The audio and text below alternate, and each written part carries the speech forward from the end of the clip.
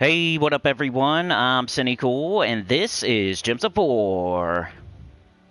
And today we have Court of Foxes this weekend. I already have it done, but I'm willing to show it if y'all want to see it, or give advice, or whatever y'all want to see. The pet is bugged. We can show that. That was kind of surprising. I didn't know about that until I went to collect it, and I didn't get it, which is kind of weird. Never happened before, ever. I do have my theories as to why we didn't get the pet, and you know, I love to theorize. Doesn't mean I think I'm right. It's just my opinion, and sometimes it's right though. Sometimes it's right. Let me clicky clack here. Subscriber only mode. Just hit that red button. It's free. And you only need to wait 1 minute, and then you can chat. And I love questions from beginners. I love questions from all platforms. I can answer in-game questions, beginner questions, mid-game questions, Switch questions, any kind. So subscriber only mode, 1 minute, save, got that. I don't think I need to switch the thumbnail or anything. Let's go jump in the chat, just to be ready for it.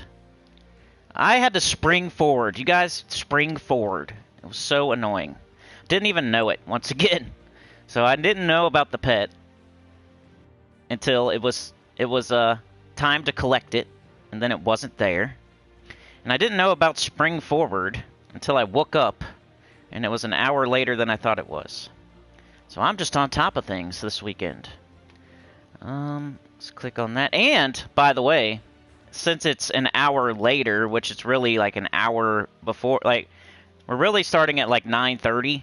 So some people might be confused because not everyone is in my time zone. So I'm actually live streaming an hour earlier than I would normally be live streaming to people that were, you know, like their time didn't change. So my time changed. So right now it's actually 9:30 for me, but we sprang forward, so it's 10:30 on the clock. So I'm live streaming at 10:30 like I always do, but it's actually 9:30 right now. So I don't know how that's going to go for as far as the viewers go. Some people may live in California or Texas or a different country where their clock didn't change, so it's still the same time for them except for the stream's at a different time. So that's going to be weird. We got Bert here. Hey, Bert joined up. Thank you so much, bro. Everybody needs to pray for Bert. Bert is now a sinner and one with the choir, so we need to pray. Hit that join button, the link in the description. Really appreciate it so much. Shout out to Bert Sedgwick. Let me get this live chat on so I can see every single chat and respond to it and say it out loud like I always do. Trey is here. What's up, man? I was thinking, bro, like, do you need any gear still on your monk? Like, do you still need to go to Dawnir or anything? You should look that up. Like, I kind of feel like getting on my Necro and just destroying something today. If you need anything, like somewhere that isn't super hard, we could go get it. I think Wifey might be going out with a friend, so I might have some time today. Not sure. Taking the kid too, so I'll be here by myself. Oh, Bert and Trey. All right, let's go. So, I don't know what to do. Hold on a sec. Let me get everything set up. So, first thing I want to show is that I did not get the pet, which is kind of weird. Another thing is when you're doing a faction, a new faction over the weekend, you're probably not going to make the leaderboard because nobody's ever done this faction before. So even though you're getting to 500 pure and deathless and everything, you probably won't make the leaderboard because there's more people doing it than normal. When it's just a random faction that some people might already have done, like let's just say All-Seeing Eyes or something like that, some older faction where it repeats on the weekend, and that's when I go for the 500 and everything. But other people already have it done because it's a super old faction, so they don't. They just get all rewards. But when it's a new faction, everybody's going for it. So it's harder to make the leaderboard. So don't think it's weird that you don't make the leaderboard this weekend, basically, because there's more people going for it. Because it's a brand new faction. So everybody needs it. Funkytown is here. What up, man? Thanks, everybody, for joining early today. I know it's a little bit earlier. At least I think so, right? I sprang forward. I'm still trying to wrap my brain around this. I'm still tired, so... Alright, but I'm on level 500, so I got it done. Got all rewards. But the leaderboard, look how the barrier to entry here. It's almost twice what I have. Normally I would be on the leaderboard just for getting to level 500 on a Friday, like just early. But I was never on there at all. And I got this done at 8 p.m. on Friday. That'll tell you how many people are doing it. This was the earliest I ever got a level 500 done. It was like 8 p.m. on a Friday. And I was never on the leaderboard, not at all. And then we go to Court of Foxes. 2,500 Renown, that's max. So I should have everything, right? This has never happened before. 1900's where it stops. So we're missing 2000, 21, 22, 23, 24, and 25. So pretty much all pets, right? If I go down, it resets to the top. There's nothing below that. And I didn't read the forums before. I just did it, and then I went to get my pet, and I was like, what? Where is it? It's not there. Did I collect it by accident or something? So then I go look at my pets and unowned, and it's still unowned. I'm like, what? That's weird. And the main reason people are complaining is because you get like a bonus with the pet. So it makes like Pure Faction easier. Because you have an extra bonus. Because you own the pet. And the pet gives you a bonus to your Pure Faction team. So that's why people are complaining. The devs are just like, oh yeah, well, we'll just give it to you Tuesday, you know, it's just a pet. Well, some people use that pet and that extra bonus to get Pure Faction done easier. So they're never going to be able to give that back to you. The people that did it this weekend. So they never like think all the way through their bugs and how it affects people. Total Renown, I'm not sure. I didn't really look at it beforehand and whether or not did I get, like, those final 600 points or not? I don't know. I guess we'll see on Tuesday. That's when they said they would fix it. But then you can go to pets. Unless they put it in the mail this morning and I'm just being an idiot. Let's make sure. Nope, of course not. They don't work on the weekends. What up, Sir Michael? How's it going? Remember, just being here and lurking can sometimes get you gifted memberships. Even if you already have one, right?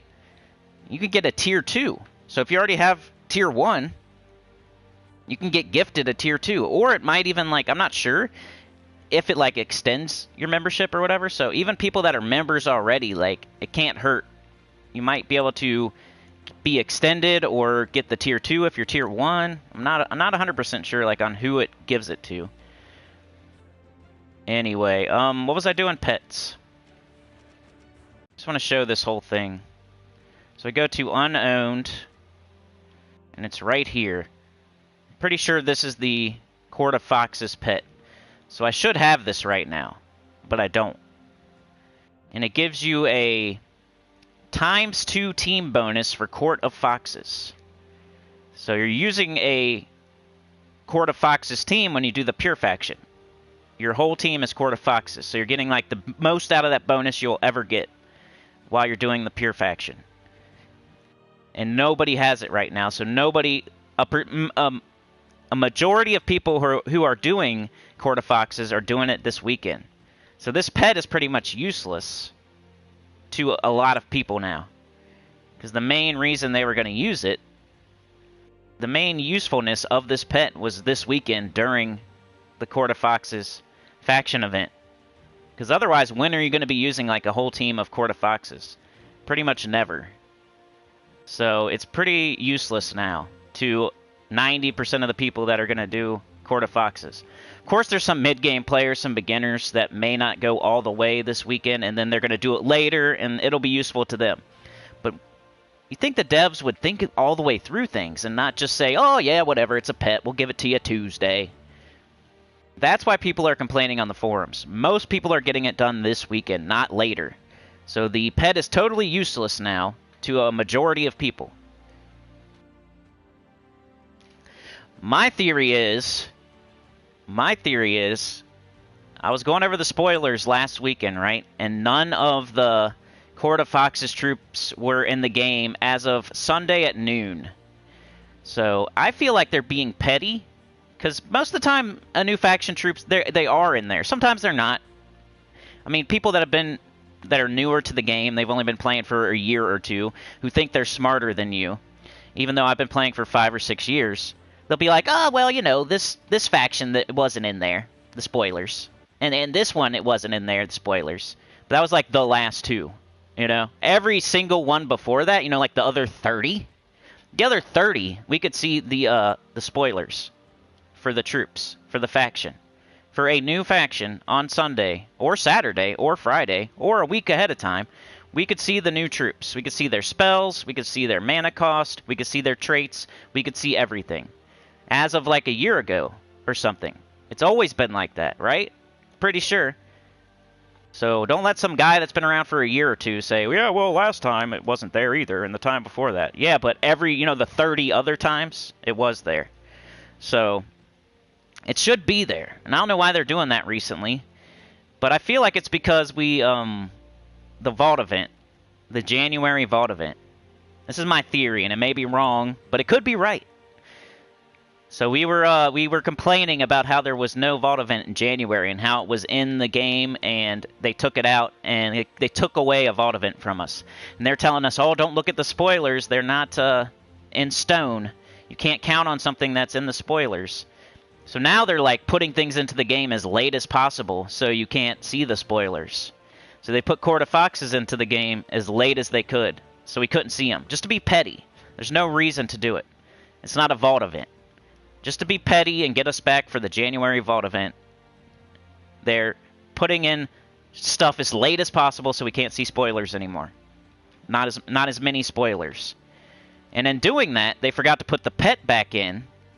So they're waiting to the last second to show us Court of Foxes, their spells, their traits, all that. Because they're being petty because of January Vault event. So they forgot to put the pet in. Because they were doing that and being petty. And now we don't have the pet, and now we don't have the bonus for the pure faction. Because they're being petty. The other theory, which may or may not be true, is they aren't allowed to work on the weekends.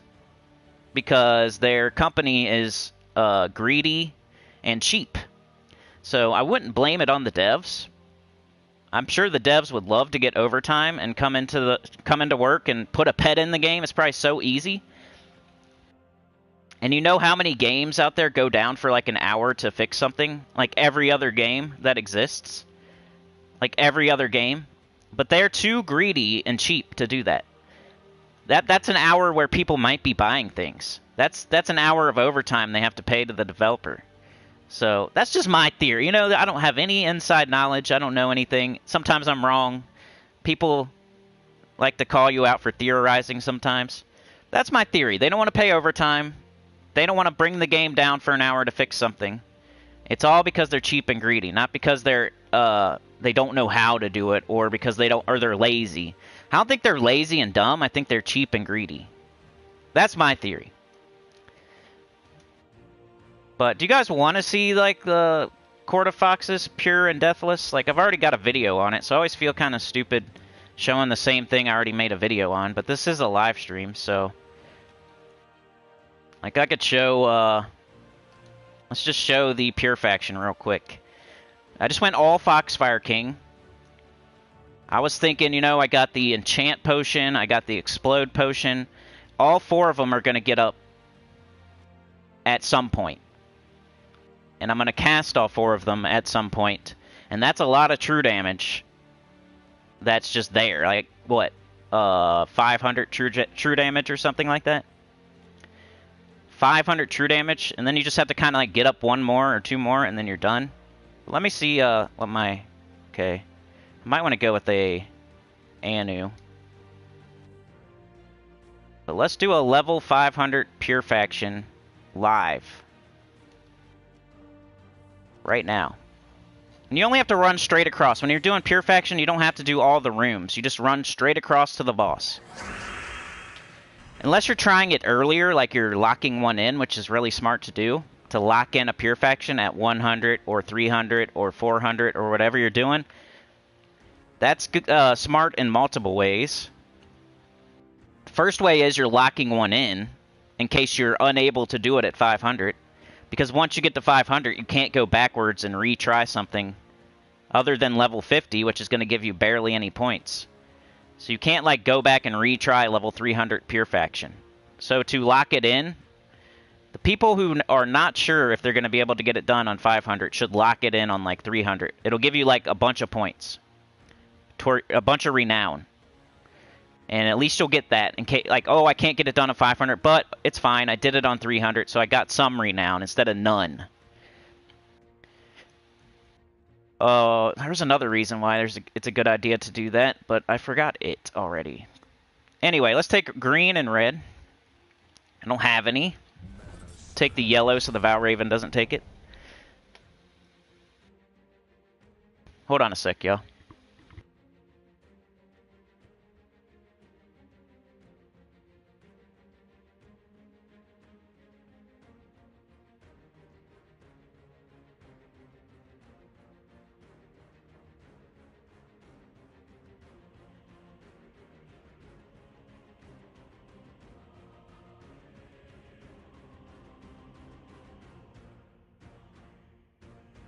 My laptop's being weird. I just need 1 second.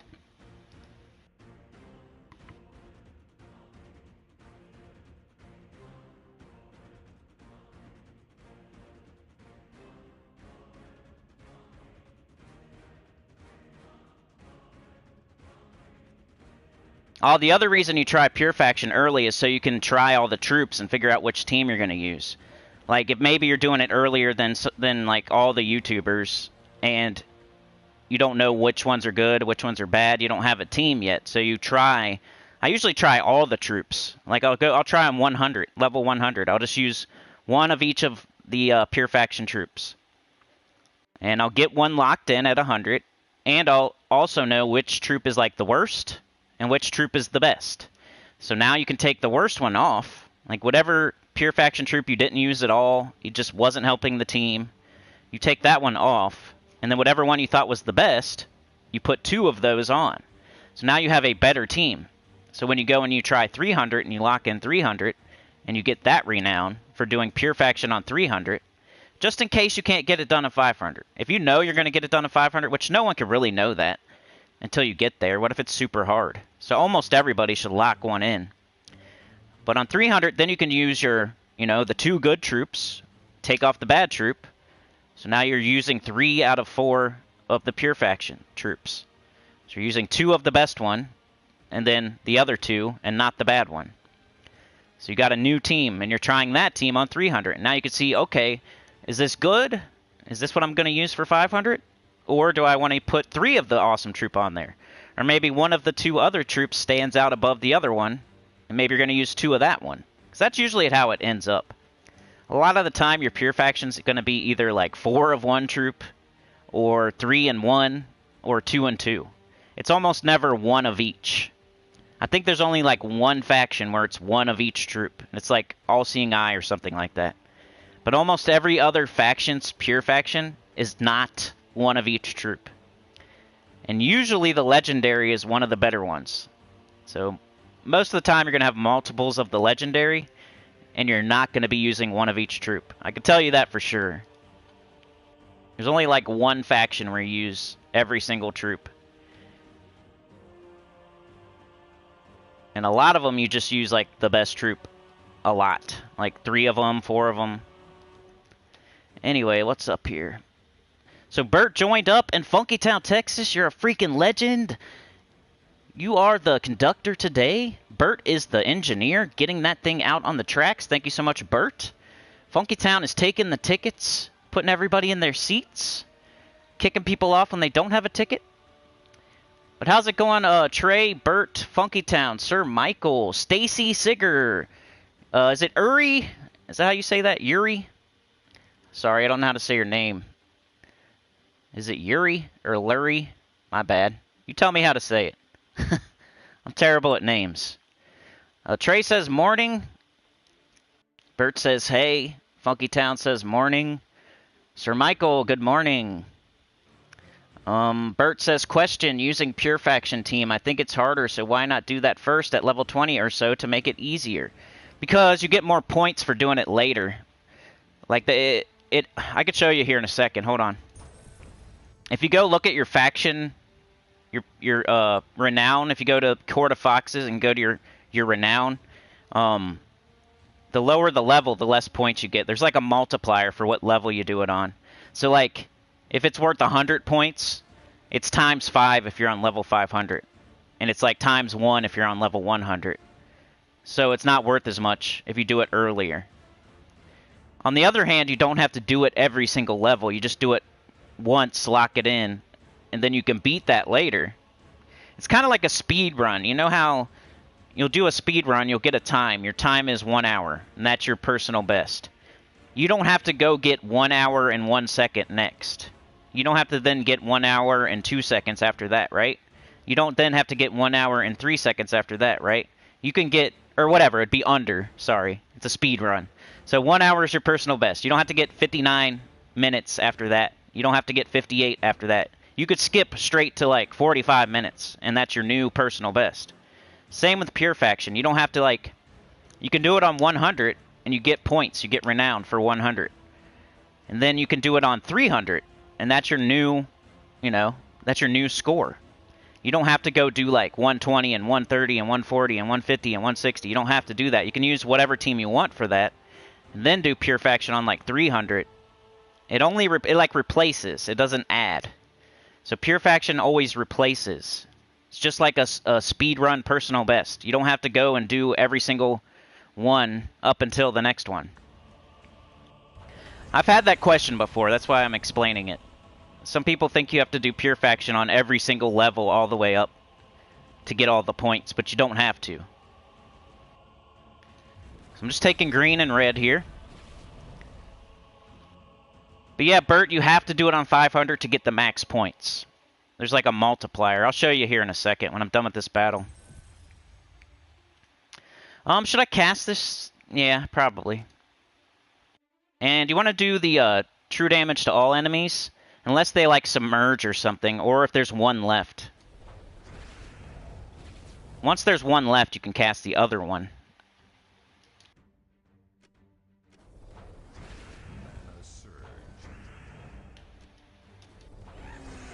They're all dead that quick. Didn't die at all. This is level 500 Pure Faction. This is one of the easier factions, too. So that's the good part about not having the pet. That's the positive for the devs, that it was really easy. Because if it was super hard, people would say, well, I didn't have the pet, I could have had that bonus, maybe I would have got it done. But since Court of Foxes is so easy, I don't think you can say that. But you just go straight across. You don't have to do every single room when you're doing 500. What's up, Stacy? Yuri says, hello, chat. Which chest do I have to open to find Leprechaun? So Leprechaun, the only one it's not in is gold chests. Pretty sure, right? Gold chests is like commons and rares.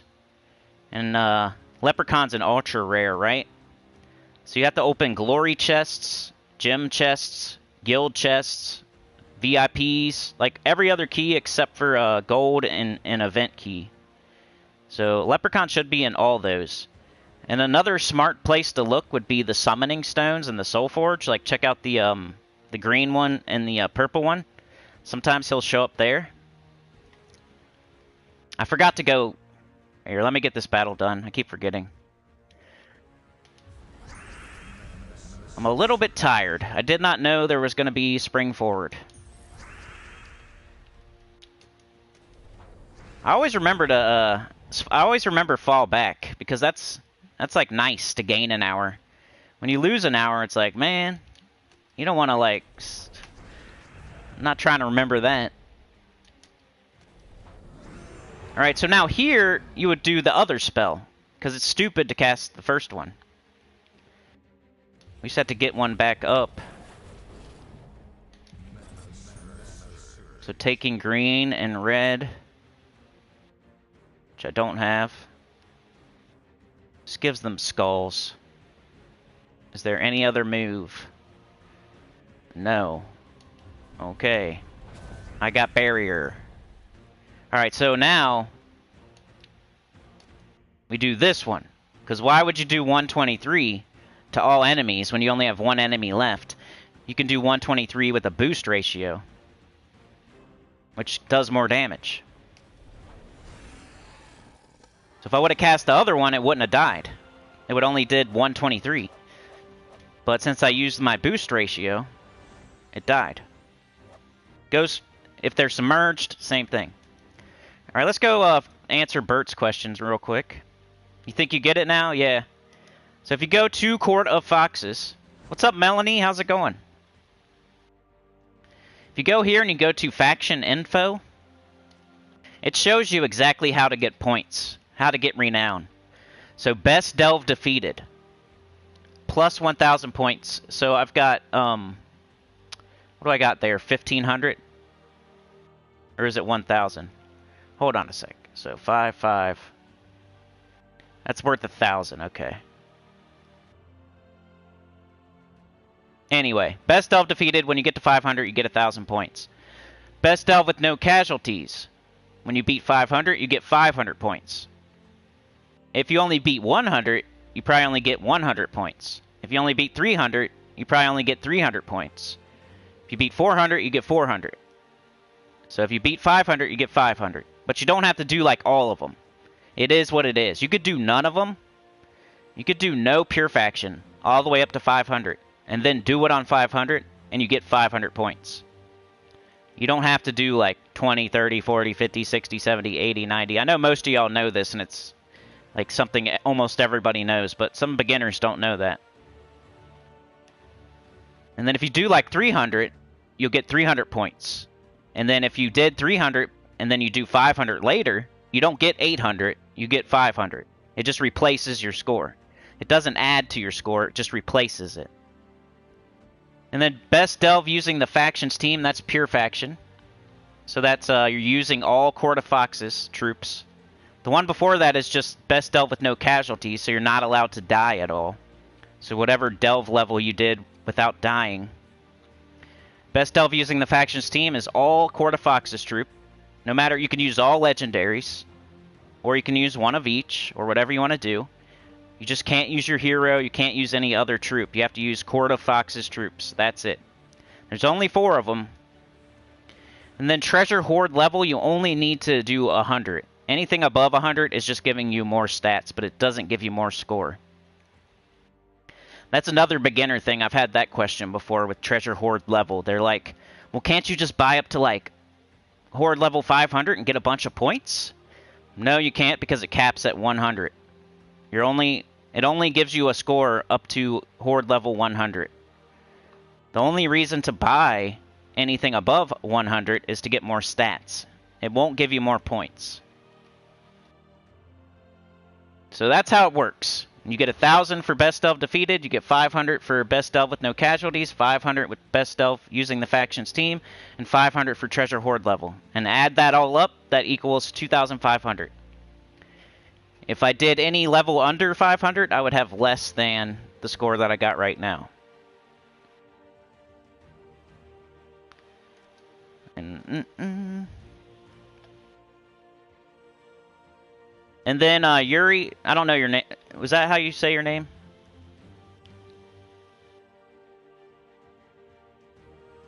I'm just going to call you Yuri until you tell me any different. But Yuri, to get Leprechaun, anything but gold. Gold chest only gives you common and rare. It kind of tells you right here. If you click on the chest, you see how it tells you? Common and rare troops. It kind of tells you what you get in each chest. So for gold chests, we get common and rare troops, major and minor trait stones, gold, gems, souls, and glory. For glory chest, we get rare or better troops, so no commons, everything else. Major and runic trait stones, chance for legendary and mythic.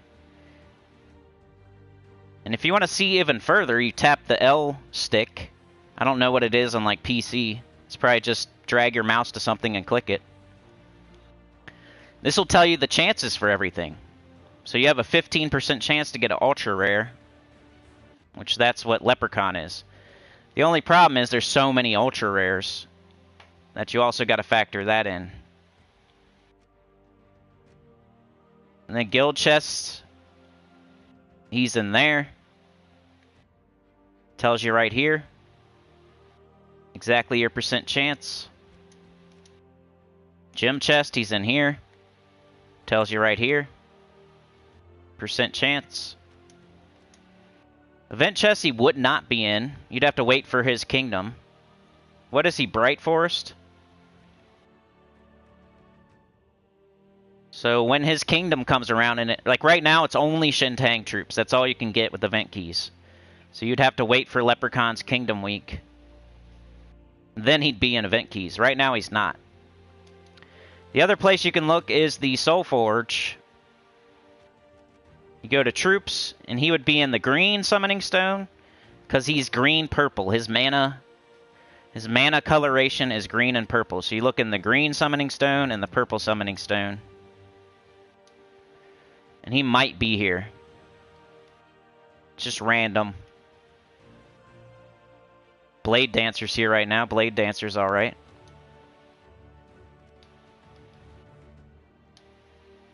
You hit a square to see what's in there. Clockwork Sphinx is here right now. Pretty good for your Rowan team early. But no Leprechaun. You just have to check every week. It's different every week starting on Monday. Don't recommend like going super hard with summoning stones because it uses jewels. And you need jewels for weapons. So you don't want to use up all your jewels by getting by summoning troops here. You wouldn't want to use up all your green summoning stones, all your green jewels, because maybe you want Doom to Libram, which costs 2,200, which is a lot. So you don't just like summon troops all the time. You only do it when there's something really important in there, like a Leprechaun, for example. Did I answer all the questions?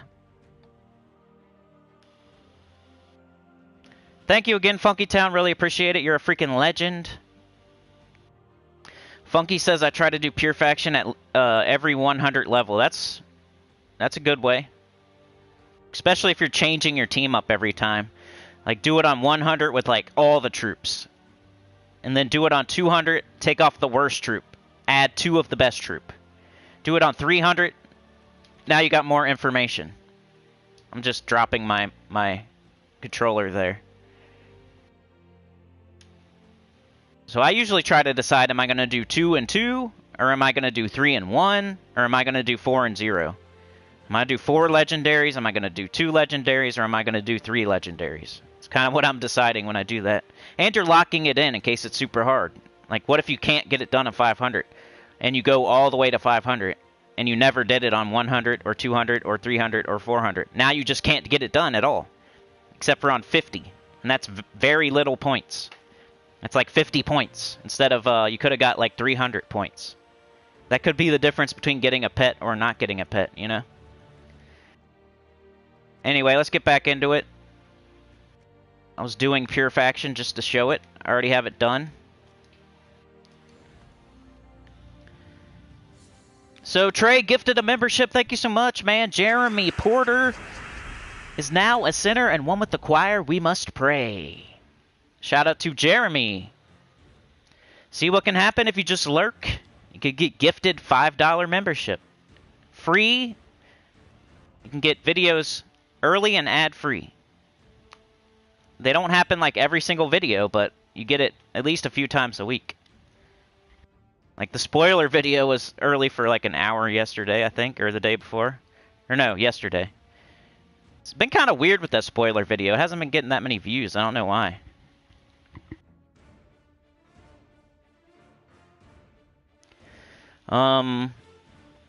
But thank you so much, Trey. You are the big bicep bodyguard. All right, Bert. No problem, man. What's up, Melanie? Bert says, I know shards are used for crafting diamonds, but do they have another use, or should I just convert them whenever I have enough? Bert, you should never convert your shards until you're going to use them, because you can also use them for jewels. And that's one thing beginners get wrong all the time. Jewels and, like, getting weapons. Like, a weapon will pop up in the Soul Forge, and they've been waiting for it, like Rope Dart, or Rage Reaver, or Nimbus Bow. And they've been converting all their shards into diamonds, which I used to do too. I mean, it's really tempting to do that, but you don't have to. It would be like converting all your $1 bills into $100 bills. You still have the same amount. You're just, like, making it more convenient. But if $1 bills could also be converted into 20s, into 50s, you know what I'm saying? And 10s, and those are used for something else too. So you want to keep them as ones in case you need a 10, in case you need a 20, in case you need a 50. You don't just go and convert them all into 100s, which can't be broken back down into 50s, 20s, and 10s. Once you convert it into 100, which is a diamond, your shards are ones. Your diamonds are hundreds. If you convert all your ones into hundreds, your hundreds cannot break back down into 50s, 20s, and 10s, which are used for other things. Weapons, or summoning stones, jewels. The jewels are the 20s, the 10s, the 5s, the 50s. The shards are the ones. If you convert all your ones into hundreds, you can't break them back down. But if you leave them as ones, they can be whatever you want them to be. You can, and then, like, if you need them as diamonds, you can do it. They're still diamonds. Just because they're not converted doesn't mean they can still be diamonds whenever you want them to be. It's not like we get heavy and we have to convert things like a MMO. You don't get heavy. You don't have, like, equipment load. There's, like, no reason to convert shards. I used to do it, though, because it's really tempting to see how many diamonds you got. But you can just move the decimal. You don't have to, like, convert them. But yeah, the best way to do it is to never convert your shards, because you might need, like, a certain color jewel. And shards can be converted into jewels as well. But if you convert them into diamonds, they can't be converted back to shards or jewels. So you wait. You leave them as shards. And then if you need them for diamonds, you need them for diamonds. You do it when you're going to make something. But until you're going to, like, make something with your diamonds, leave them as shards. In case you need, like, Rope Dart. Oops, I'm short, like, a little bit of blue. I'm short a little bit of yellow. Oh, I wish I didn't convert all my shards into diamonds, because I could have Rope Dart right now. I could go change my shards into blue jewels and yellow jewels. So you just leave them versatile. Leave them as ones. They're still worth 100. It's just you're making them versatile. You can change them into anything you want, as long as you leave them as shards. But yeah, I always used to change mine over, because I was like, man, when am I going to get 4,000 diamonds? I'm going to change all my shards so I can see. It's really tempting. But I definitely recommend not doing it. Funky Town says, I just wait to see your vid. Hey, I love that. We got it done on Friday, man. I don't know if people are missing my spoiler video or what. Like, I almost see no point of putting it out earlier than Sunday. Like, I almost want to... I'm thinking about live streaming on Saturdays from now on. So I put out the spoiler video on Saturday morning, and it's like, it's going to get the same views as if I had put it out on Sunday. It's like it doesn't even matter that I put it out a day early. So maybe I'll just live stream Saturday morning from now on.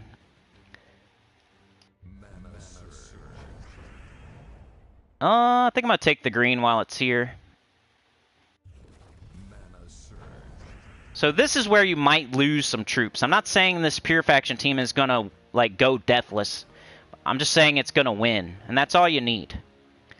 The only little category that you need to not die in is Deathless. You can beat level 500 and lose all your troops except for one, and you still get the points for beating level 500. You can do Pure Faction with all Court of Fox's troops. You can beat it and only have one troop left, and you still get max points for it. The only one where you need to not die is Deathless. That's it. So this one, it doesn't matter if I die or not. But I will cast the first troop because he's in the most danger of dying. So to make sure I get his cast off.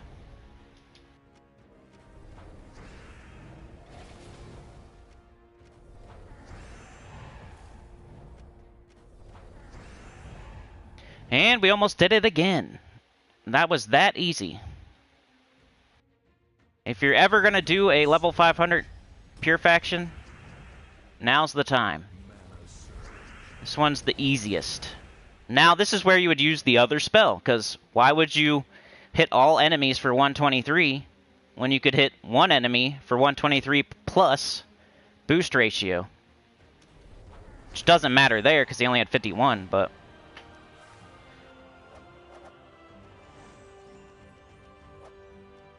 Bang, that was pure faction, level 500. I didn't die at all that time. I did it deathless that time, too. Now I'll show Deathless, which is really easy, too. I know y'all have probably already watched this video, but just to show it on live, just, I don't know. If in case anybody has any questions while I'm doing it live. I know there's already a video out there, but maybe people have questions. I don't know. And it's the thing that's going on right now. This is the only thing going on right now, really. I went bowling yesterday. When's the last time you went bowling? Todd Greenwood. My guy. Did I have 2 of them? I'm going to put 2 for now. Alright, and then I went Lupine's Edge.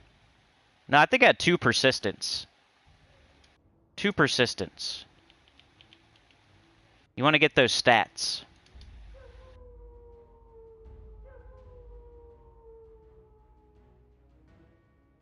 And then, Weapon, Lupine's Edge. This will get it done deathless for you. So Todd Greenwood is going to loop. He's going to create 3 green gems boosted by Wargear allies. Our whole team is going to be Wargear with Spirit Walker. Persistence is going to give, I almost said gift. Give 4 to all skills on all Wargear allies when matching 4 or more gems. Guess what? Todd Greenwood, he's going to be matching 4 or more gems like a lot. So we're going to gain 8 to all skills a lot. That includes our magic, our damage, our attack, armor, HP, everything. On our whole team, even our hero. And then we have Lupine's Edge. Does damage boosted by Wargear allies. Whole team is Wargear. Create a mix of 6 green and red gems for each Wargear ally. Whole team of Wargear. So a bunch of green, bunch of red. You don't even need to cast this, really.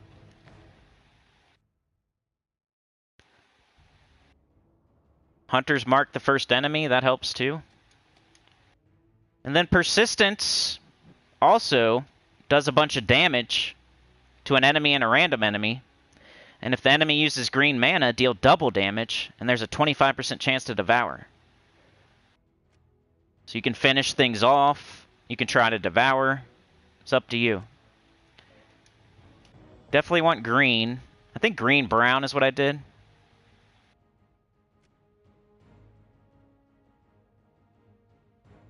Alright, let's see if I can do it deathless again. On live.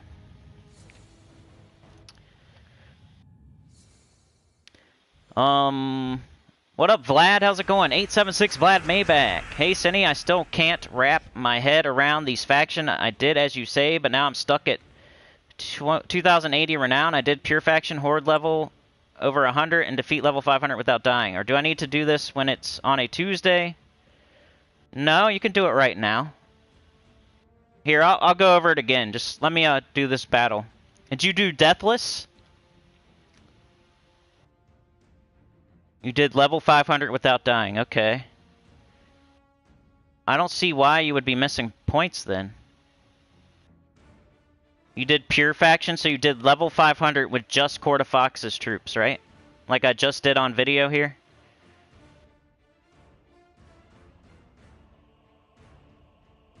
Huh. Or I'll go over it again. Let me win this battle. So I'm just looping Todd Greenwood. until there's like 2 enemies left at least. So that's your goal. Like, maybe don't cast Todd on green enemies, because your persistence will hit green enemies harder. It's like right here, maybe go down, hit this one. Even though you're going to be hitting the first one with skulls anyway.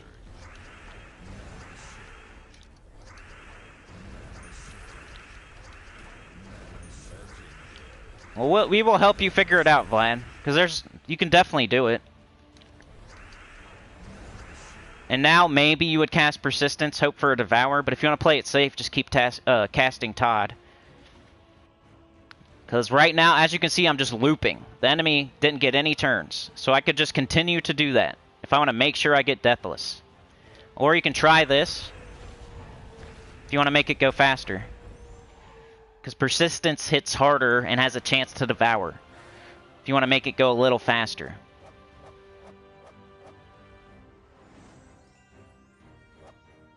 Are you talking about Court of Foxes or some other faction?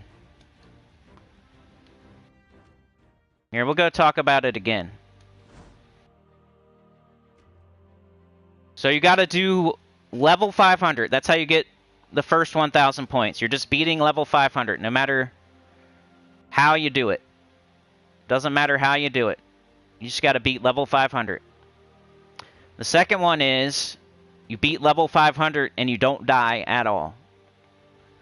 So don't resummon. I don't think. Pretty sure. Like, to play it safe, don't even resummon. Like, just don't die.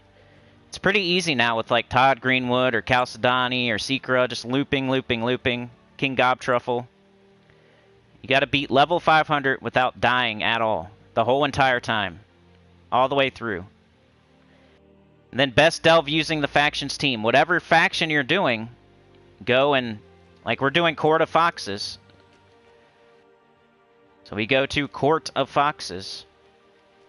We're only allowed to use these troops. That's it. That's pure faction. So I have to beat level 500 and only use these troops. I can use 4 Foxfire Kings. I can use 1 of each.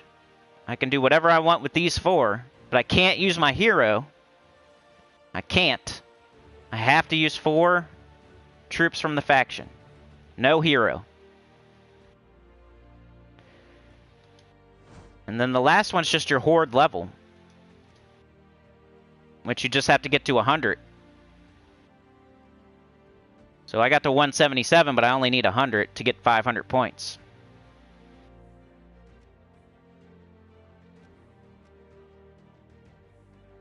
So you said, Senny, I can't wrap my head around these factions. I did as you say, but now I'm stuck at 2080 Renown. I did pure faction horde level over 100 and defeat level 500 without dying.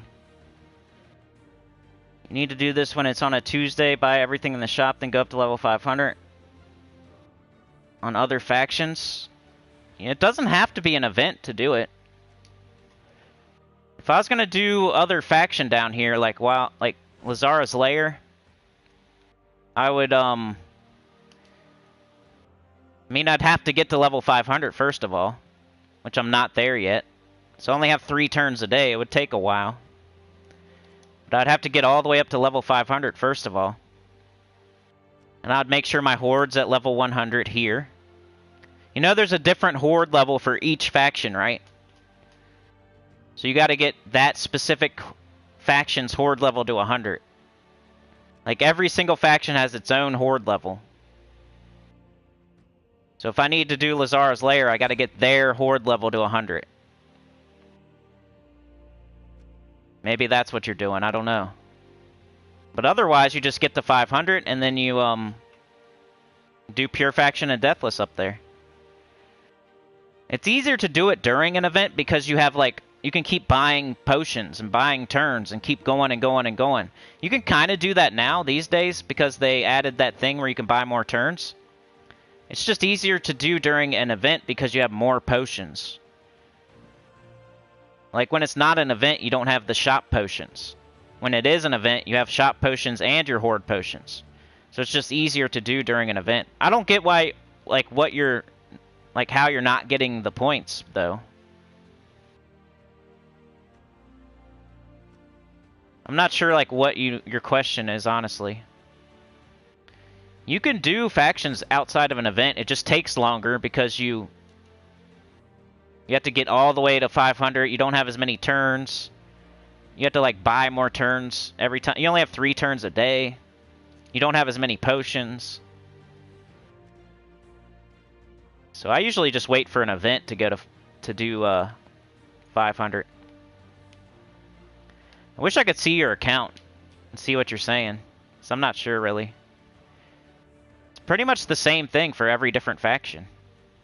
You gotta do Deathless on 500, Pure Faction on 500, Horde level to 100, and you just gotta beat 500. That's it. You have all levels to 500, and I'll do all Pure Factions to the rest and see what's up. Yeah. So like City of Thieves, you have to do level 500 with a City of Thieves team. No hero. All City of Thieves troops.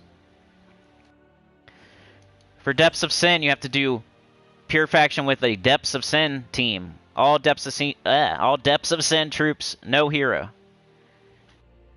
You have to get this Horde level to 100. In this specific faction. Like, they all have their own... It's not like a combined Horde level or like a combined Pure Faction or a combined Deathless. They all have their own Pure Faction team and their own Horde.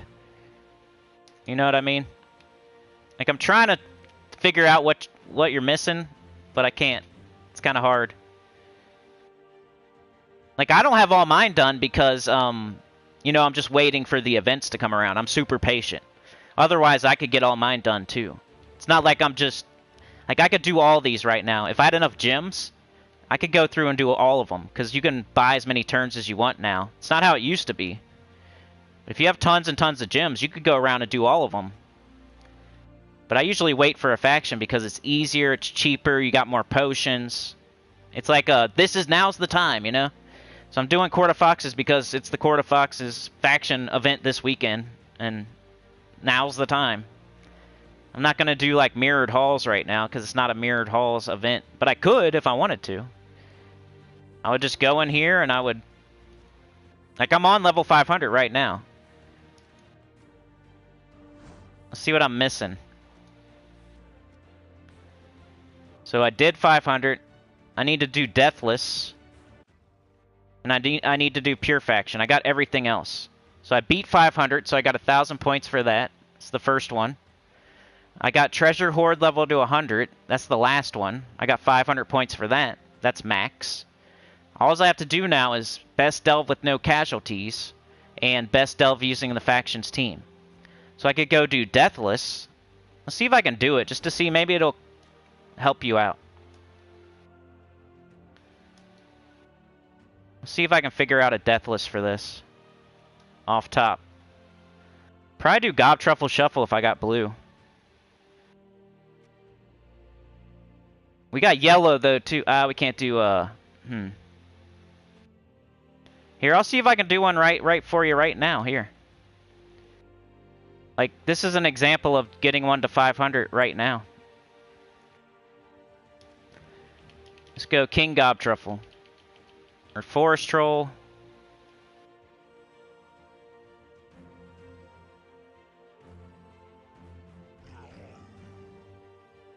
Gob Truffle.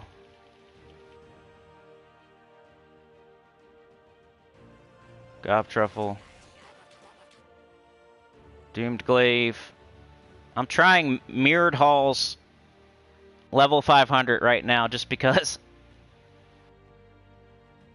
Doomed Glaive. Just get for Deathless, a Loopy team or a High King Irongut Zulgoth team.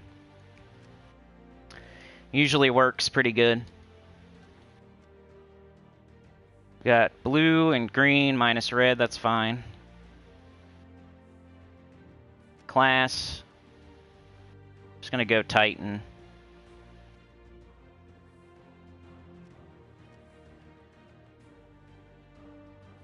Let's see if I can do it. Joshua, thank you so much, bro. First time catching your live stream. I watch your EQ content mainly. Love the videos. Hey, Joshua, we're going to be doing a live stream this month. I really need to get into it soon because it's halfway through the month now. But I'm supposed to be doing an Everquest live stream in March. So look out for that. Of course, we're going to keep going with the Shadow Knight. Next up is the Enchanter, most likely. And I still got my Shaman and my Necro, so I'm still doing content. I was kind of surprised this weekend. The Gems of War spoiler video kind of looked like a P99 EverQuest as far as the views. One of these days I'm going to be like, well,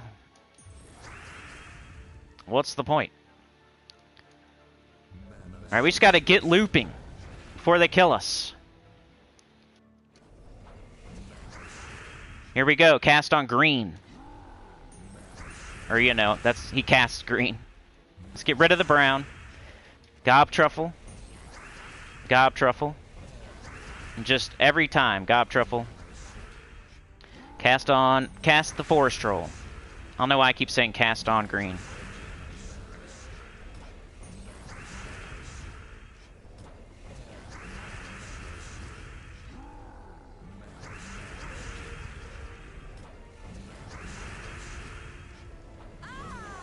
Okay, that's the first battle. Be cool if I could get another one done. I wasn't even thinking about doing this at all. That would be funny.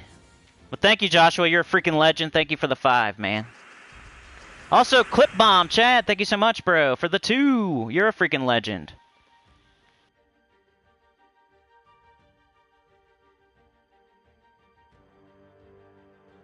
Yeah, you have to do Pure Faction to get, like, the full score on every single one with their own team. Vlad says I do Mirrored Hall, Pure Faction, Deathless, and at level 500, but I just ran through fast like 3 fights to the boss room, but I wouldn't get any... Huh. I mean, you can only get up to 2,500 Renown. You can't get, like, more than that, if that's what you mean. Yeah, I know. That's what I would do it for, too, Vlad, for the pets.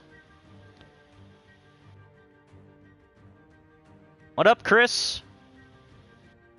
Yeah, for sure, Joshua. If your hero dies, do you lose the class benefits? Yeah. There was like some, I can't remember if it's like 100% of them, but mostly, yeah. Like there's some things that happen at the start of battle that might, but I think pretty much, yeah, you do. Anyway, brown, we want brown for Forest Troll. We're going to cast on green. Why do I keep saying that? He does green. I don't know.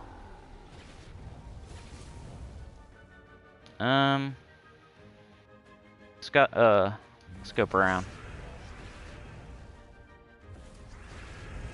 Trying to get him up again.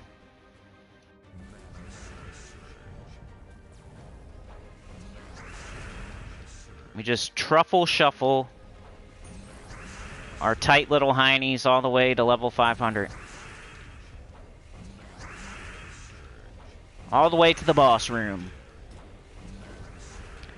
Doomglaive is just there. It's got like a leaf storm on it. You can cast it to finish them off. You can cast it to hit submerged allies and stuff like that. But don't just all willy-nilly it. Like right now, we don't have Gob Truffle. The right move is casting Forest Troll, not Doomed Glaive. You want to keep looping. Don't get impatient and cast the Glaive. Unless you know for sure it'll finish the battle off. Like right here is a pretty good time because I have alignment right here.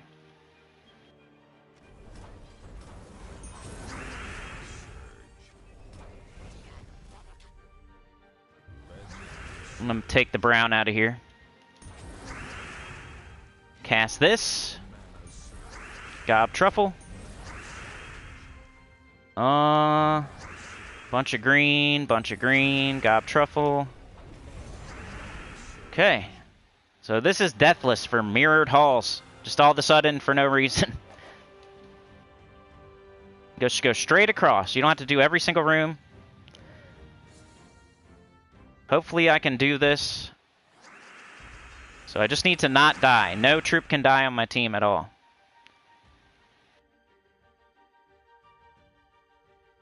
gonna take the brown, maybe.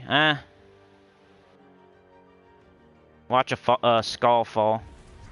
Nope, good. Some people don't like how long it takes for Gobtruffle to get this done, but what takes longer? Trying something else and losing and then having to try again? Or getting this done on the first try? I think I'd rather get this done on the first try. No matter how many times I have to cast it. It's better than losing and trying again. Doesn't bother me. In the end, I'll have it done.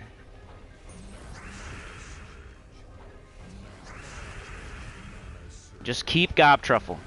He gets an extra turn, so... Don't even look at anything else if you got a Gobtruffle up. Except for the board, if you want to like remove purple or take some skulls, like you could look at the board. But otherwise, it's just Gobtruffle. Right here, not the glaive. Do this.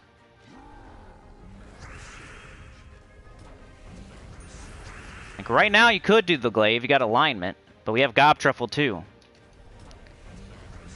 There we go.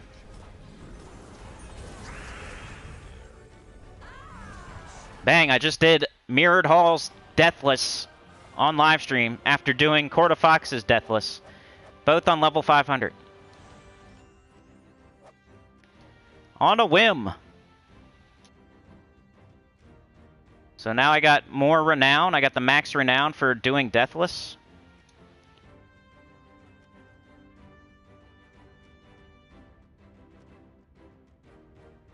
So now I have to go do Pure Faction, which would be really hard. I don't know if I'm going to do that on live stream.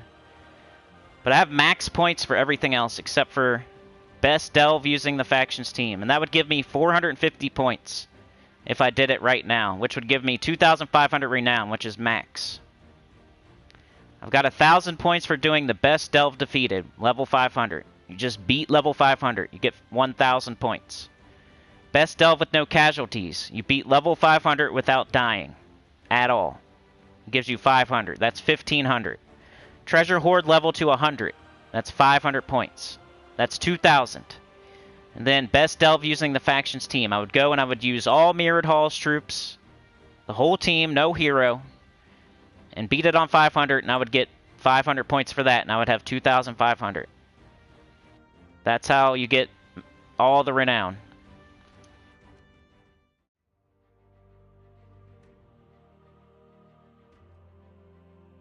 Trying to explain it to Vlad, Tim.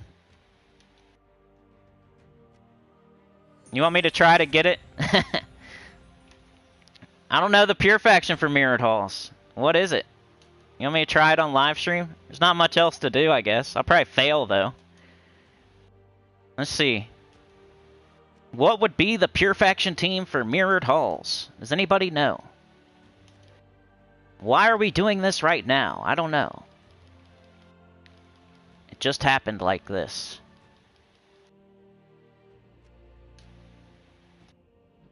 Create 10 gems of an ally's mana color. There's a 50% chance to summon a copy of that ally. Transform into an enemy and curse them. Explode a gem. Give reflect to a random ally. For every skull destroyed, gain 40 armor. Deal damage to an enemy boosted by reflected allies. There's a 50% chance to summon a copy of that enemy. Hey, no problem, bro. I'm glad you got it. That's what I like. I will keep going until you understand. That's I will. I swear to God. I would have kept going until you understand, dude. I'm gonna do one right in front of your face so you can see it. You know what I'm saying? Like, I really want you to, yeah. I love helping people. Let's see. I guess we need the Mirror Queen for sure, and probably a Glass Golem. Like, I feel like the tank, we're gonna need that. He's gonna gain armor. He's got 25% skull reduction. And then this is our damage dealer.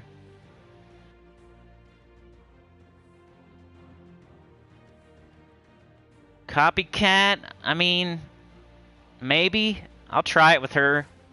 I don't like the doppelganger, though. I think I'm gonna go like 2 mirrored queens.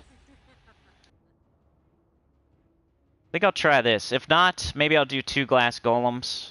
Because it's either glass golem or mirrored queen. Maybe I just need 2 glass golems, though. See, I don't know the pure faction for this. I figure it out when I'm ready to do it. I don't go, like, look it up ahead of time or anything. I usually try to figure them out on my own. And sometimes you can get stuff done without even, like, using the team. I would definitely have to up my horde level, too. Hold on a second here. Let me copy this just in case. Go do my horde level. This is the part that sucks. It's going to cost me some gold I wasn't expecting, but I got plenty.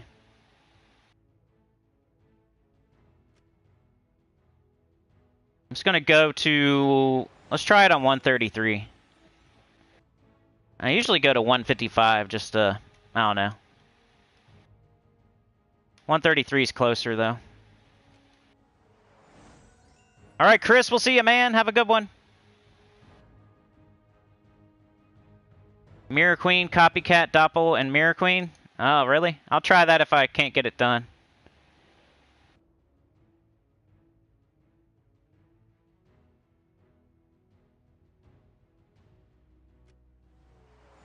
$133.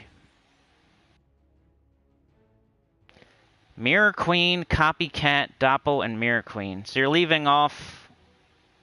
You're leaving off the glass golem, really? I thought I would need that tank. See what happens? That's why you copy it.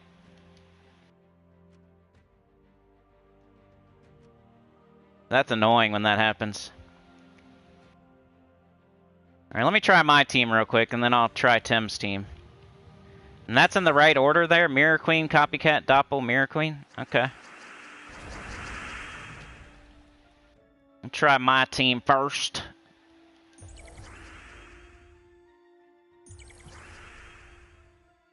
These are hard sometimes.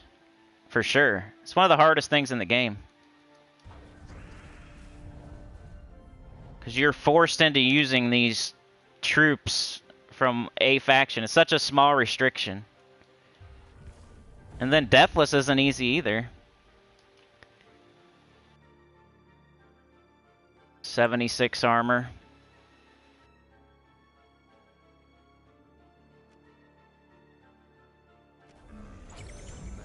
It's really not a ton of armor, I guess. Alright, 84 damage to an enemy boosted by reflected allies, 50% chance to summon a copy. It's not even a lot of damage, huh? It's gonna be a while.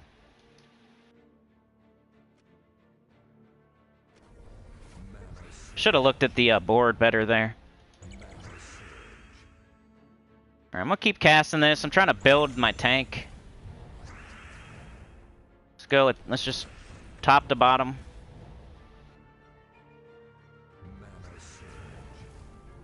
Keep building my tank up.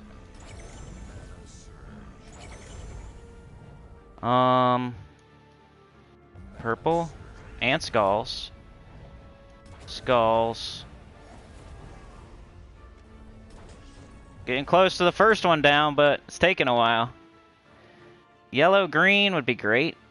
This is a level 500 pure faction in mirrored halls. Like I already did Court of Foxes on video, and I already did it on live stream earlier. If you're looking for Court of Foxes, if you go back in the live stream, I did it on live stream too.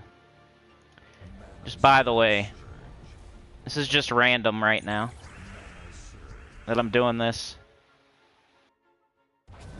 He's dead. Let's do this, maybe. Now let's take this first. This first.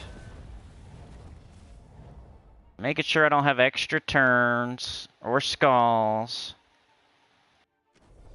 We'll start working on her. Got this.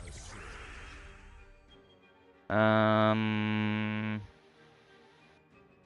do this again. Got that.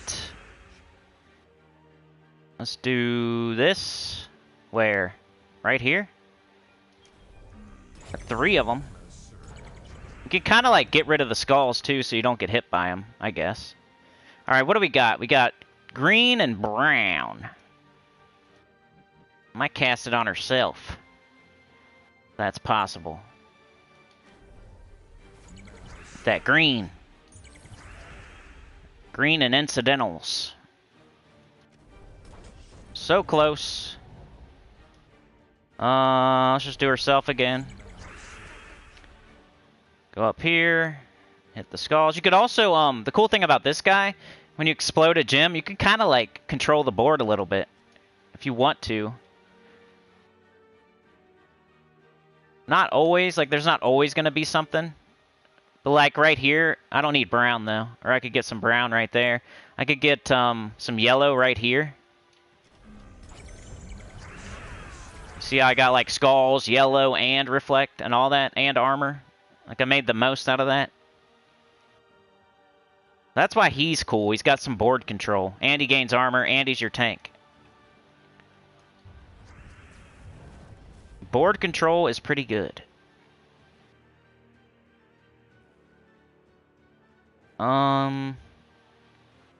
It just takes a while to look at this. You know, I could get like some purple right here. You do that mostly for extra turns. But might as well get something. Alright, what do we got? Blue? Let's go on this guy. Alright, now Mirror Queen is here. Let's take the skulls first. Hopefully they don't summon. That could be annoying. Oh, I didn't even think of that. Of course it happens.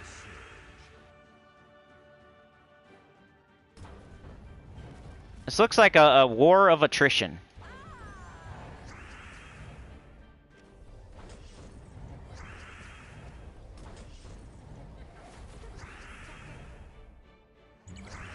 Yellow.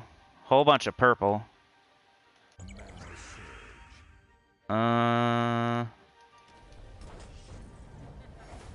Getting close. Just taking a while. This is the first battle. And the last battle's gonna look like this, but just worse.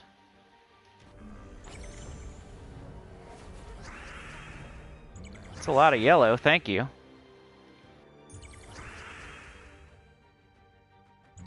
Got everybody. I'm going to get you out of here. Cast down there. Aw, man, come on. Can I get her down? Probably. You're dead. We got blue.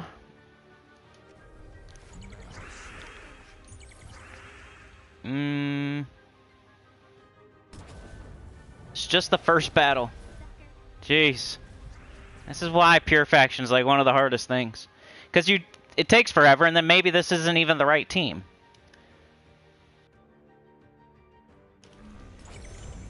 I might want to stop casting my golem. Like he's got enough HP, kinda. I knew it was gonna do green. I was hoping it would do yellow.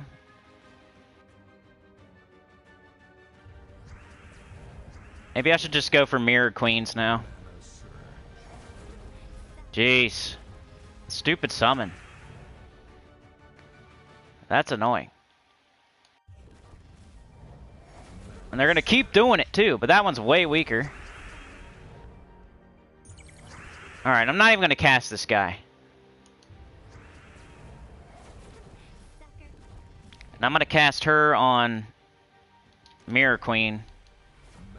Just over and over, if I have to. You got it? No? Okay. And, get the other one up. I want to kill the one that has more power first. Because if that one summons, it's no big deal. It's barely doing anything. But if that one summons, it's way worse. Green extra turn. Purple. Green extra turn. Green. Just cast on Mirror Queen. Come on, dude. This is one I could see this getting frustrating. Especially if you don't end up winning. Could you imagine? Do all this work. You get to the last battle. Then you don't win. That'd be something that would make me mad.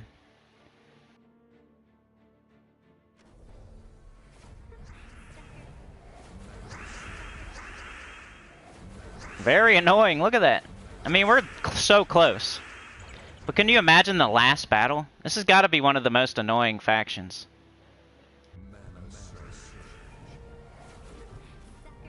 Alright, let's,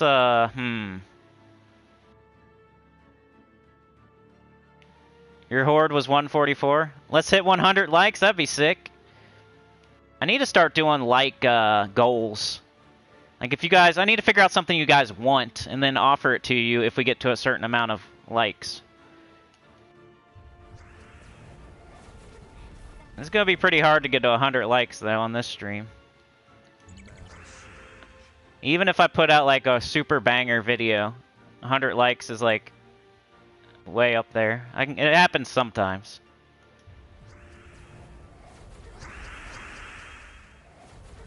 Alright, we're almost there. I got 2 mirrored queens. I'm gonna kill the first one, and then the rest of them can barely even summon. They still do, which is annoying.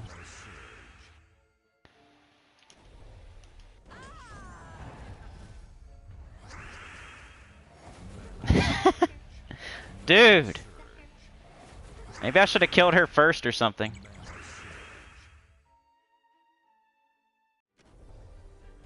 You just keep getting up. What do you do?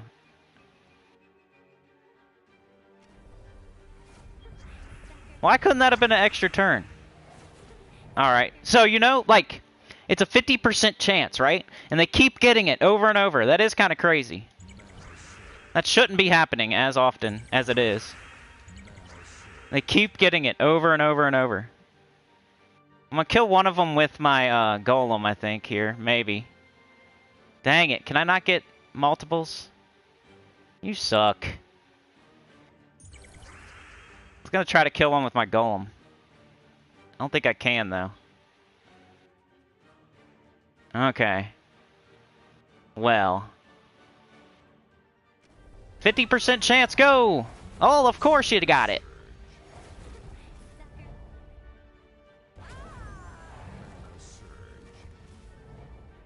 It's a 50% chance. That's so funny. And I keep giving them their mana, too. Like, I probably shouldn't cast it on her. But it's like the one with the most on the board. This is hilarious right now. They keep getting it. Alright, they didn't get it there. What the heck? Alright, whatever. I'm just gonna get up 2 mirrored queens. Kill this one, I guess. Probably should have took extra turns. I know, it's like a 100% chance. This is ridiculous. Alright, I could blow up the spirit gem. I wonder if that would help anything.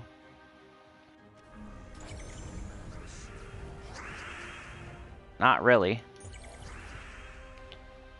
This is so weird. It's so weird because they barely have any HP. They barely have any... And they're surviving because they're summoning so much. It's so weird. Maybe I, Still not gonna work.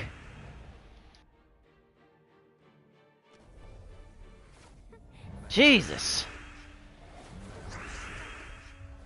Nothing's going my way and everything's going their way. I'm about to retreat this, honestly. If I don't win soon, which is really crazy, because I have the win.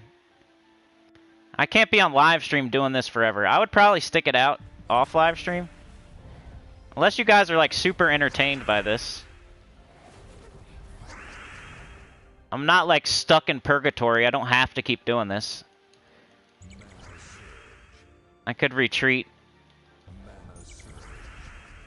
Leave with information gained.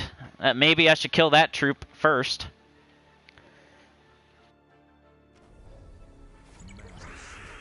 Because I don't know what to do otherwise.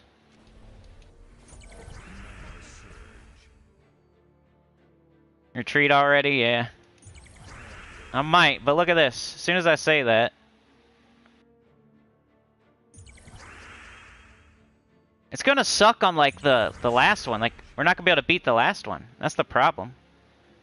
Like, even if I get this one beat, just to prove a point, the last one's gonna be the same exact thing. Oh, 50% chance! We gotta show this to the devs, everybody. Look how many 50% chances they get. 50% chance 100% of the time. It's ridiculous.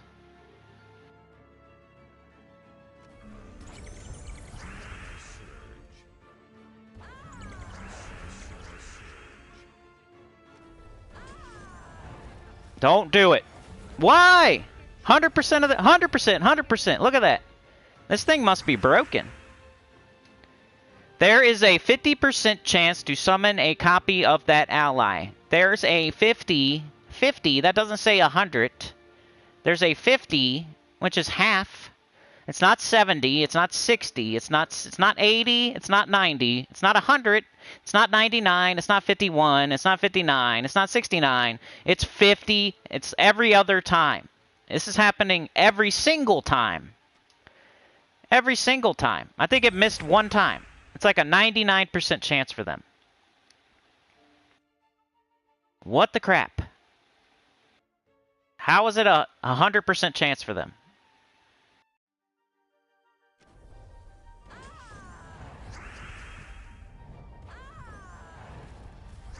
You die already. I will keep going forever. And I can't get an extra turn to save my life. They'll get a 50% chance 100% of the time. But I can't get an extra turn to save my life when I'm trying when I'm doing this. We got 12 and 12. So either way, we should probably almost get an extra turn a lot of the time here. There we go, finally. Come on.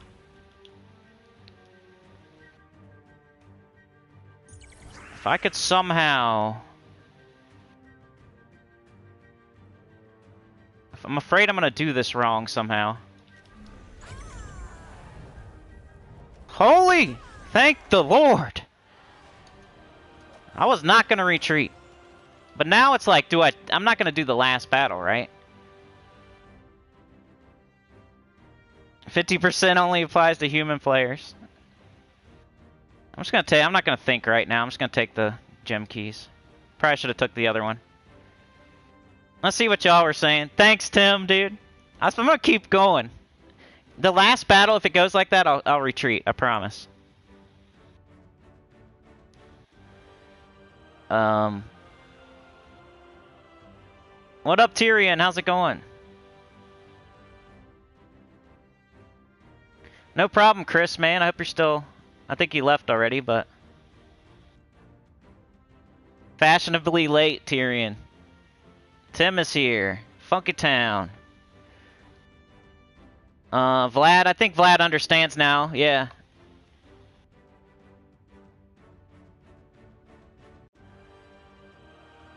Bert says, what do you think of Spirit Walker class? How does it compare to the others? I don't like it too much. I think it's like it's kind of like a weird monk, but not as good. It's like reverse monk. So, not top 5. It might be, it's like a real defensive. It's got the only thing going for it is like the stealing the mana thing, right? The stealing the mana thing. I don't know, man. Maybe like a B tier, B minus. That always feels like a cop-out to say like a B minus, C plus, because you could say that for anything, but it's definitely not like a top 5. top 10 would be like really difficult to say. Is it borderline? Does it make it just barely? Is it right outside? A reverse monk? A Cleveland steamer. I'm gonna keep going, but this time, what do we do? Like, attack the copycat immediately in the last battle?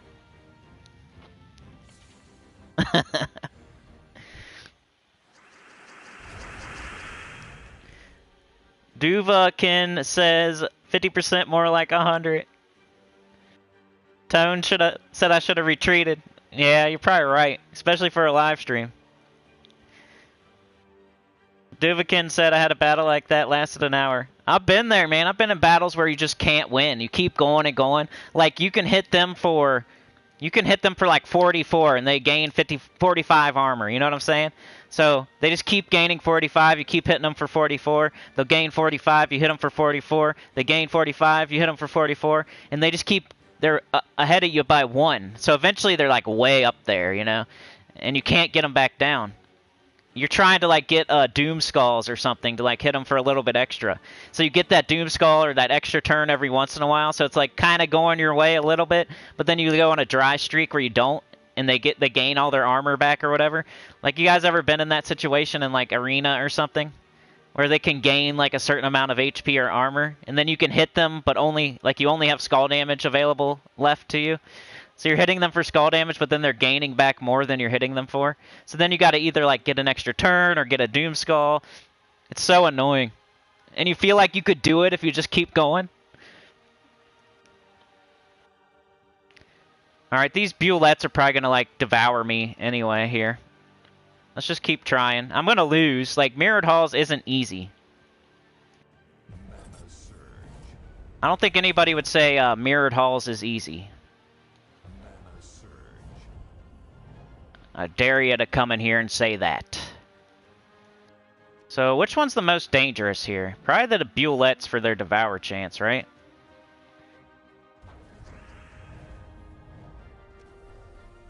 Like, we want to get them out of here.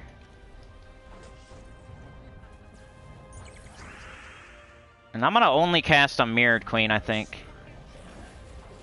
Oh, cool. And then they move your tank to the bottom. That's awesome. This is going to be fun.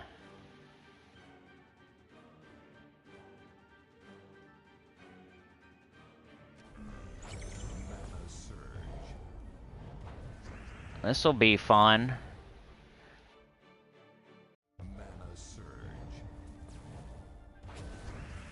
If I got as many summons as them, we would never die. Oops! Dang, and I cast on the wrong one.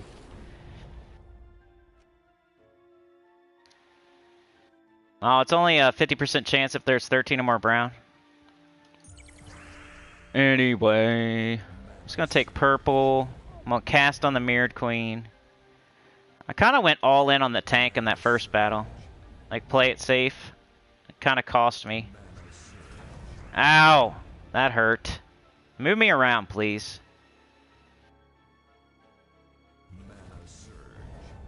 Cast a Bullet, please.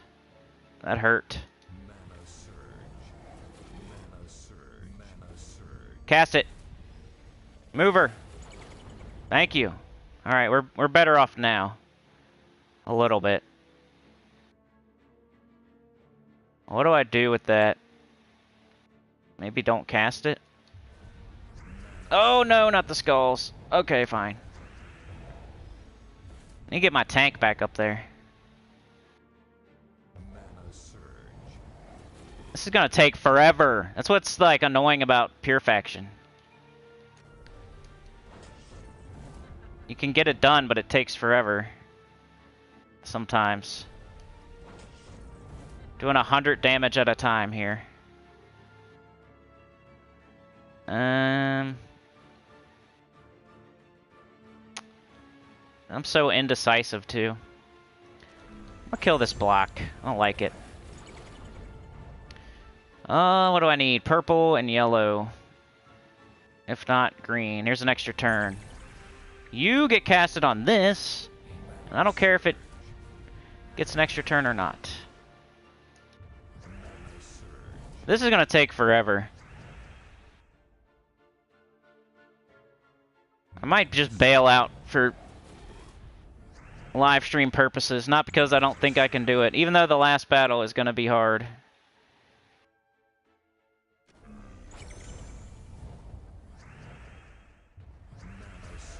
Alright. See, I'm not like, I don't feel like I got enough armor yet to not cast that. Ah. Who told me to do this? No, I'm just kidding. I know.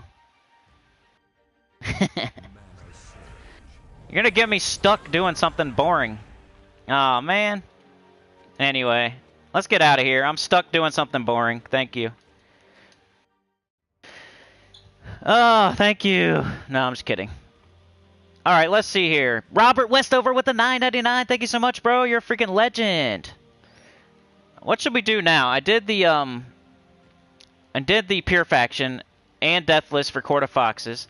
Then I did Deathless for Mirrored Halls.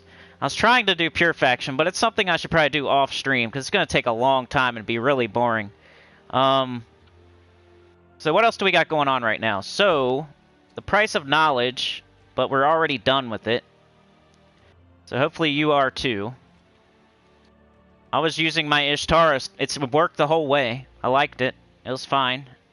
Worked great the entire time.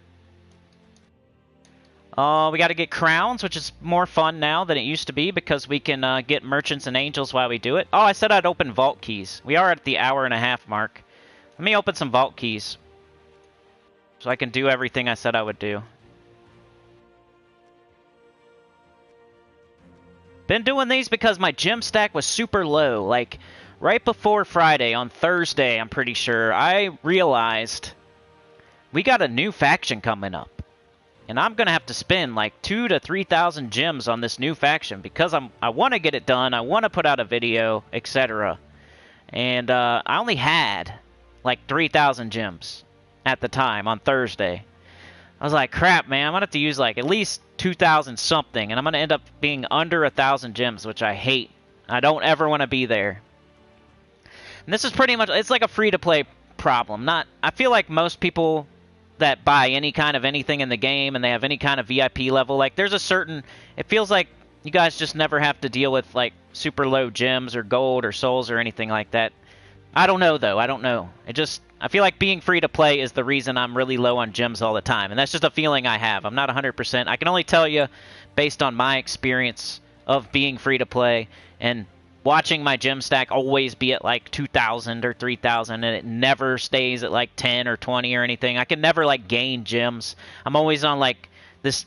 I'm always like trying to keep 2 or 3 or 4,000, and it goes down, it goes up, it goes down, it goes up. I can never gain, or yeah, I'm good enough not to like lose all the way down to 0, but it's really hard to gain all the way back up to 10,000 or something. Like it keeps you spending just as many as you get, kinda. You tread water as free to play with gems. So I had to go and like open vault keys. I was opening glory chests. I was opening gold chests. Like any way I could think of to get some extra gems this past like Thursday.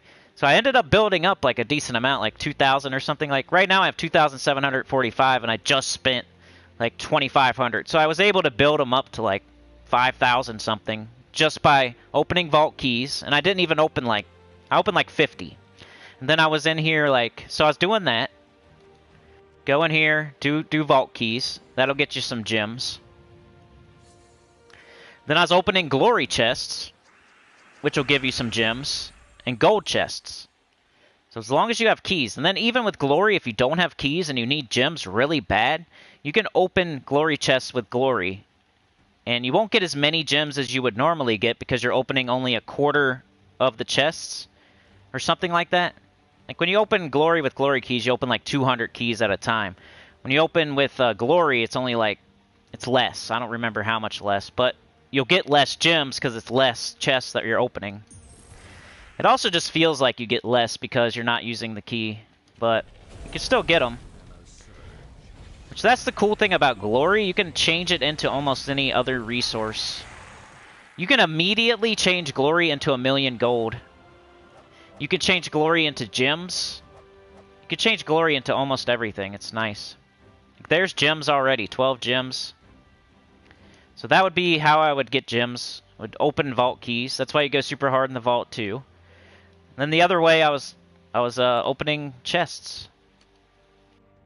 So I have like over a million glory. I was prepared to spend all the way down to 1 million if I had to. So we open 50 at a time for 1,000 glory instead of 200 at a time. So if you get like a quarter of the gems. So 4 gems there. And I was just doing this on Thursday, getting prepared for the event. I think I opened all my gold keys first, because I don't really need those at all for anything. And it's just gems sitting there. If you're free to play and you have a giant stack of gold keys, just open them all. You're gonna need the gems. And the game doesn't work the way it used to, where you would save gold keys to open them for a kingdom. Like, they don't do that anymore because they're greedy. And now's a better time than Thursday was, because I can get other different mythics and stuff like that. But I also wanted a second Phoenix. So I was fine with opening them on Thursday. Because I did end up getting a second Phoenix. But I would just keep doing this for quite a while, and I would end up with like a bunch of gems. See how I'm just like getting some every time? Sometimes it's 10, sometimes it's 2, sometimes it's 14. Don't recommend this for like mid-game players or anything. You're saving up yours for like mythics and stuff, but this is like you're in a hard spot and you need some gems.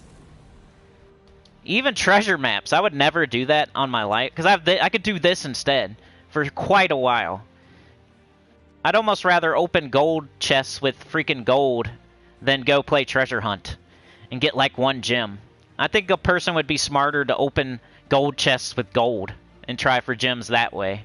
That's how much I hate treasure hunt and think it's a waste of time. Look at that, 4 gems. That's more than you would get on 1 treasure hunt. And look how fast it is too. You can get gold really easy. So I'd almost rather sit here and open 15,000 gold at a time and try for gems than go play treasure hunt and waste a ton of time and barely... That's how many you would get too. Look how fast I got them. Definitely don't recommend this, but if you're playing treasure hunt to get gems, you might as well open gold chests and get gems, because you're going to get the same amount. Except for faster with the gold chests.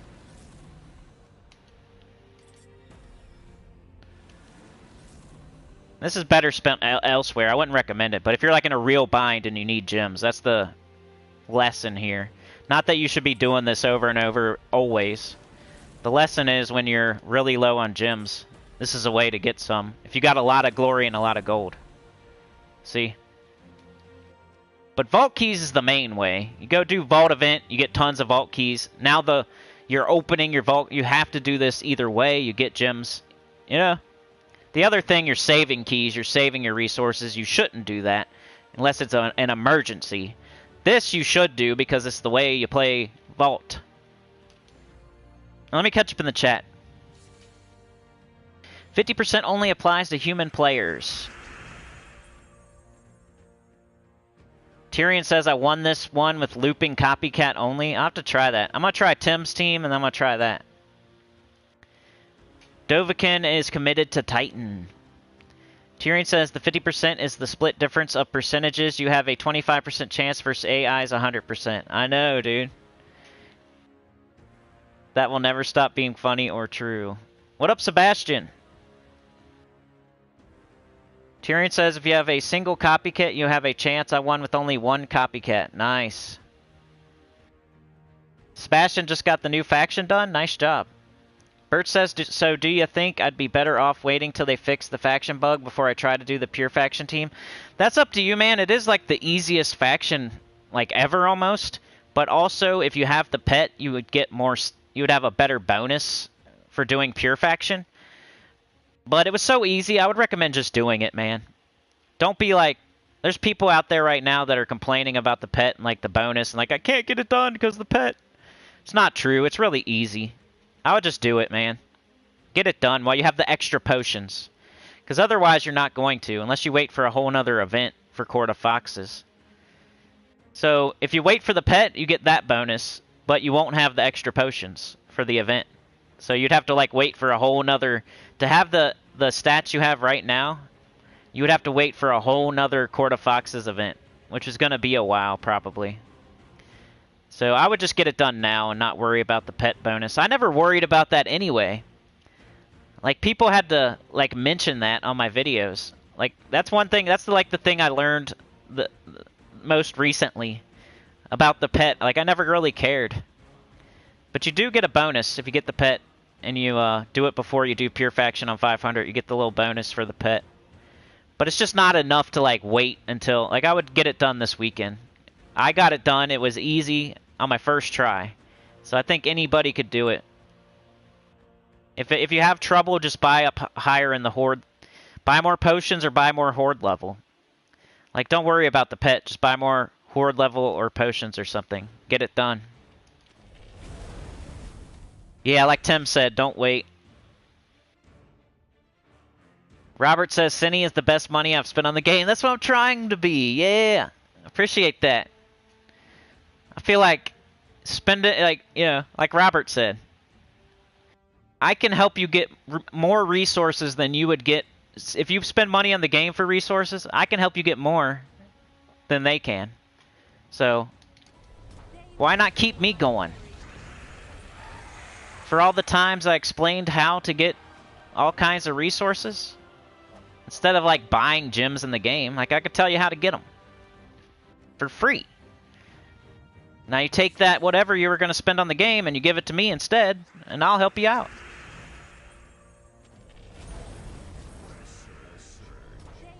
Most people want that immediate, like, satisfaction, though. I think that's the main problem with some players of this game. Like, they want to get stuff done right now. I want to do this faction right now, today, or else. Not Court of Foxes. Like, they're stuck on... They would keep going with mirrored halls. Like, I want to get this done today. I'm not waiting. I'm not going to wait for more turns tomorrow. I'm going to spend my gems right now and get more turns. I'm going to do it right now. I can't wait. And then they waste gems on it. And they go try again. And then they don't get it done. I'm going to spend more gems. I'm going to try again. And they're just wasting gems. When you could wait till the next day and get free sigils. Or wait till an event and have more potions and make it way easier. Like, just a little bit of patience will save you a ton of money on this game. There's so many other things you can do. It's not like other free-to-play games where there's so many games you could be playing where, like, you play it for 15 minutes and then you're done because there's nothing else you're allowed to do. Stuff is, like, time-gated and resource-gated and stuff like that. Gems of War is not like that, though. It's not... I know it's a free-to-play, and it's, like, kind of like a gacha game, kind of like a... But it's not the same. Like, you can do other things without paying money or without waiting. Like, there's so much to do that you could play all day and all night without spending any money, without waiting to the next day. So it's not the same as other games where you, like, play for 15 minutes and then you're not allowed to do any... You have to wait till tomorrow unless you want to spend money. Like, I've played those before. Like, you're allowed to use your troops for this battle, but once you do that, you have to wait till the cooldown is over, and then you're allowed to do it tomorrow. Unless you spend money right now, then you can. Don't think of Gems of War like that. It's not like that. You don't have to spend money. You can play it all day and all night without spending money. It's not one of those games. I've played those games. I downloaded those games at the same time I downloaded this. I'm still playing this, and I'm not playing those. I could play this all day and all night without spending any money. And still be getting things done and progressing my account.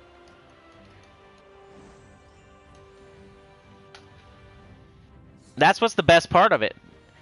That and how they update the game every week. They add at least one new troop every week. They change all the events and make it a new kingdom every week. It's never the same old stale stuff. Like, it's a cycle, and if you get used to the cycle, you might get slightly bored, but It's never going to be the same thing back-to-back weeks. If we ever see that, the game is definitely dying, because that's what happens first. The first clue that a game is dying is they don't... Like, it would be this week over again next week. They wouldn't put in a new Glory Shop troop. We would have the same exact events next week. That's when you know the game's dying, because there's nobody there doing anything. Actually, the first thing they do is they stop doing, like, holiday events. Like, special events. That's when you can tell a game's dying. Like, they'll do nothing for, like, Christmas. They'll do nothing for Easter. I've been there before on a different game. Or there'll be bugs and they won't fix them. It's just like when you can tell nobody's there anymore, like on the dev side. I don't think that's going to happen because, like, this is their most profitable game, and why would they do that? But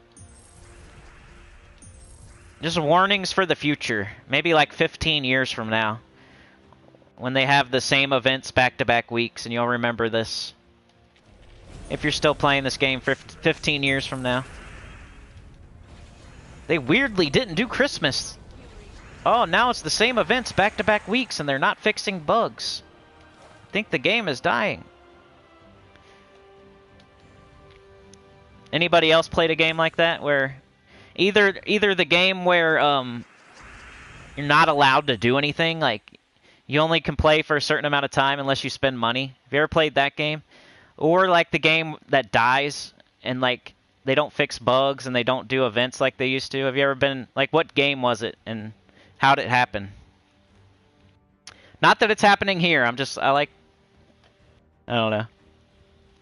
Sebastian says, I opened my gold keys for getting the new common troop from Sword's Edge.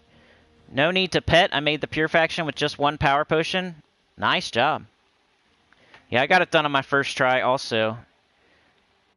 I had to buy way more potions because I got it done at 8 p.m., so I was rushing. So I didn't get as many Vow Ravens. So I had to buy like 5 or... It was like 7, I think, power potions. If I had waited till Sunday, I could have, like, done it way cheaper. I'm, like, being a hypocrite right now, but this is for the channel, right? So I went and spent gems and rushed and did it all in one day, like I said you shouldn't do. But that's for a video for YouTube, not because I think that's how you should play it. That sounded kind of hypocritical there, didn't it? Well, Sinny rushed it on Friday and spent a bunch of gems. Well, I also was making a video as soon as possible. So don't do that, because you're not making a video, most likely. I would never wish that on you. It's a bigger addiction than Gems of War, making videos. And then it's even more soul-crushing when it doesn't go the right way. Like, you're playing Gems of War and you're addicted to it and you're playing it every day. If you, like, lose or something, or if, like, something doesn't go your way, it's, like, no big deal, and you're the only one that knows about it, right? If I'm doing YouTube, and I'm doing it every day, and I'm getting a certain amount of views, if something goes wrong, everybody sees it, and it's soul-crushing, and it's like people don't like you anymore. You know what I mean? It's an emotional roller coaster. I would never recommend YouTube to anybody at this point. It's ups and downs. You go up, and you're gonna go back down, no matter who you are. Doesn't matter. There's like the top 1% that go up and keep going up. Everybody goes up, and then they come back down. That's just how it works. So you have to have, like, very thick skin, and it's gonna be an emotional roller coaster. Because it pretty much feels like people don't like you anymore. So if you're not ready for that, don't do it. Don't do it. It's gonna happen one day. No matter what. Nobody goes up and up and up and up forever. So if you ever start a YouTube channel, be prepared. You get to feel like the fuzziness of people liking you and like watching and giving you likes and comments and stuff. You get to feel that part. And like you have your core audience and everybody, yeah, like everybody likes me and I get likes and comments and views. One day though, it doesn't happen forever. And then one day, you get to feel the complete opposite. Nobody likes me. Nobody likes me anymore, you know? You have to do that one day. Robert says I'll be dead in 15 years. Dang. You're gonna live forever, Robert. Don't say that. You're gonna live until you're 200 years old. Jim Hambrick, I feel the same way. I hope everybody has a beautiful day today. Oh yeah, baby. Maybe I should stop there. That's a great stopping point. Got an orb of glory. I don't know, though. Do you guys want to see anything else? Let me know. Is there any questions? You guys want me to do anything else?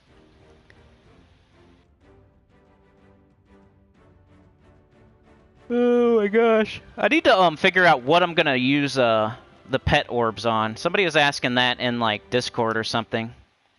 Let me go look at that. Also, I need to do crowns. Hold on a second here. If I was going to use like a major pet orb, you know? Like people ask that question.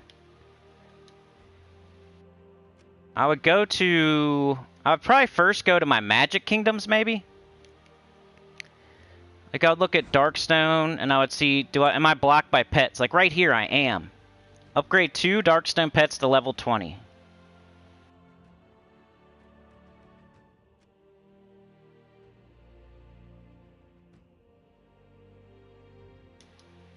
The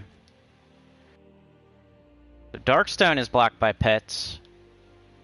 And then I'd probably go and I'd look at the pets. I'll look at Darkstone. I've only got... That's weird. Oh, that's just unowned. Show all.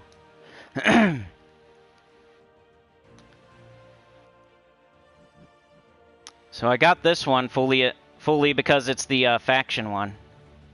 Which is good. That means I was proactive and got that done. So the one you would do...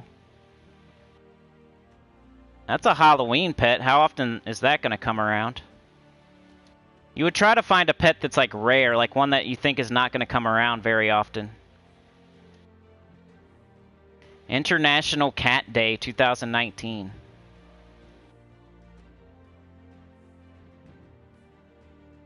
This one will come back around, right? No matter what. It's not like a cosmetic special pet from a special holiday or anything. Neither is this one. If it has like a bonus on it, like team bonus human, team bonus Darkstone. This is Carmina's pet, huh? I wonder why I only got... Oh, that's when I was slacking, dude. I think I was slacking on this. I should have got more of them. Dang, dude. I think I could have had this one all the way. I was slacking during Halloween. I remember that. So if I was going to do... I might do either Ninja Cat or Carmina's Kitty. It sucks that I didn't get this one. I could have. I remember there was like a doodad or something you collect, and then I just didn't collect enough, and I didn't get the cat. I was slacking. Yeah, you do cosmetic pets. So, but I would also look around and, like, you know, I would go look at other magic kingdoms, like maybe Karakoth. I just need Sorcerer there. That's real easy. I should go do that. That's why I was doing Sorcerer. Then I switched to something else. Like, sometimes I'd be doing the right thing, and then I get distracted and I switch. That's why I was leveling up Sorcerer. I can get another freaking magic right now.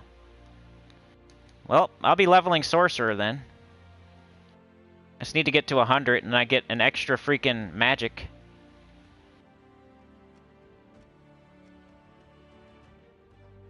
But you should look around at this stuff every once in a while, for sure.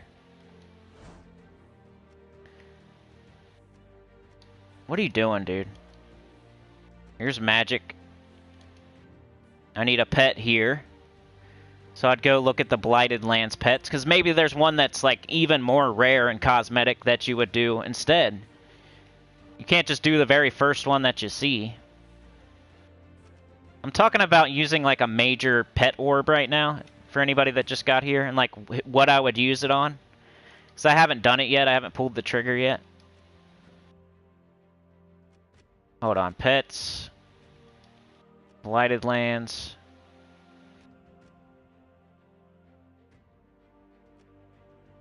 So I have them all from here. Fell Roost I got done, which is good.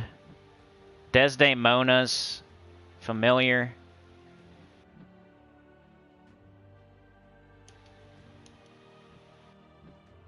Blighted Lands. Damon. So this one, I'll probably do this one, I guess. Even though we can get this one, I think. So maybe not. You would just pick like a rare cosmetic pet first. And I don't know which one to tell you to do. But most likely a Magic Kingdom cosmetic pet. That's all I can... That's like the most direction I could give somebody that was trying to use one of their major pet orbs. A Magic Kingdom's cosmetic pet. I need to do challenges for this one.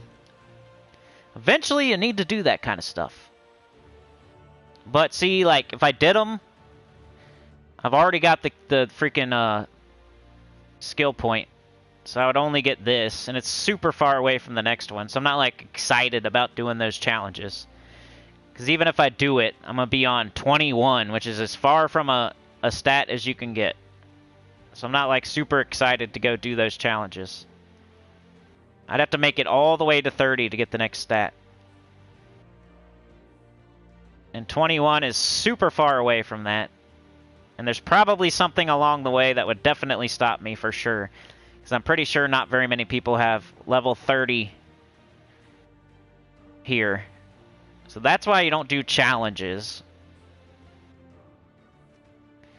If I went and did my tier 6 challenges in Zul'Kari, it would pretty much give me barely anything. And it's like a waste of time. I used my first major pet orb on the pet you get the top honor rank. That's a good idea. Yeah, something like that. Something that's really hard to get more copies of, basically. And the and if it can also give you a magic for a Magic Kingdom, more power to that. I guess let's do a little bit of the crowns, and then we'll get out of here. You guys have been good to me today, so let's hang out a little bit longer. I need to do Sorcerer bad, so I'm gonna like stick on it from now on until I get it to 100.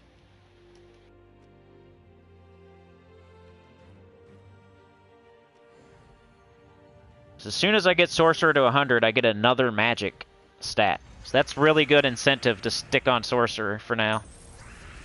That wouldn't be for everybody, though. You'd have to have everything else done up to that point. So make sure you got everything else done up to that point. Don't just switch to Sorcerer because I have Sorcerer. It's only because I have everything else done up to that point. And I'm going to immediately get the magic as soon as I get this to 100. Which would always be... It would be nice if you had it at 100 and you didn't have to, like, sit here. But it's not that hard to do, either. You're, like, doing something that's really easy ahead of time. If I wanted to, I could probably sit here and get this done today. I'm probably not going to. And you're probably going to see Sorcerer not at 100 for a couple weeks because I'm super patient. But if I wanted to, I could sit here and level it. Probably in a few days. I don't think I would get it done in one day. I don't think I would ever sit here and get 12. I would never sit here and get all the level 90s in one day. It's going to take a while, but it's possible. Be way more doable on like a vault event. I've got more incentive to keep going. Though a magic stat is, it's for your whole account, for everything you do. Everything is going to hit harder. That boosts off of magic. And you could get merchants and angels along the way. It's not the most boring thing. But you'd be spending a bunch of gems on all those tempting merchants. I'm gonna get at least 5 crowns. That's usually my goal each day since I'm free to play and I don't have to keep going. And they give you a lot of leeway. I usually try for 5, and if I happen to get 10, I happen to get 10. If I feel like going further, I go further. It's just the perks of being... The biggest perk for being free to play, besides not spending any money on a video game, is the Kingdom Pass. Like, not having to go further or sweat it at all.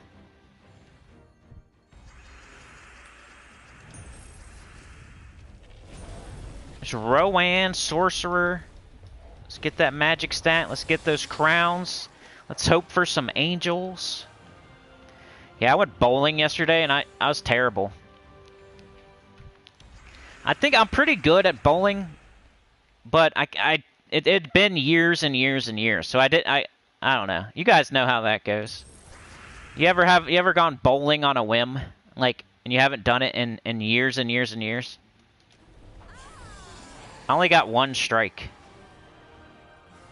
I had like a bunch of spares though. Took my little one bowling. So yes, I did have bumpers.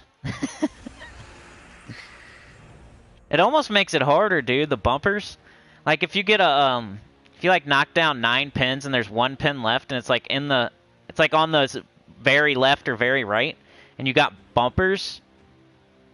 Like, I couldn't hit the pin because I would hit the bumper instead and it would, like, bounce off and not hit the pin.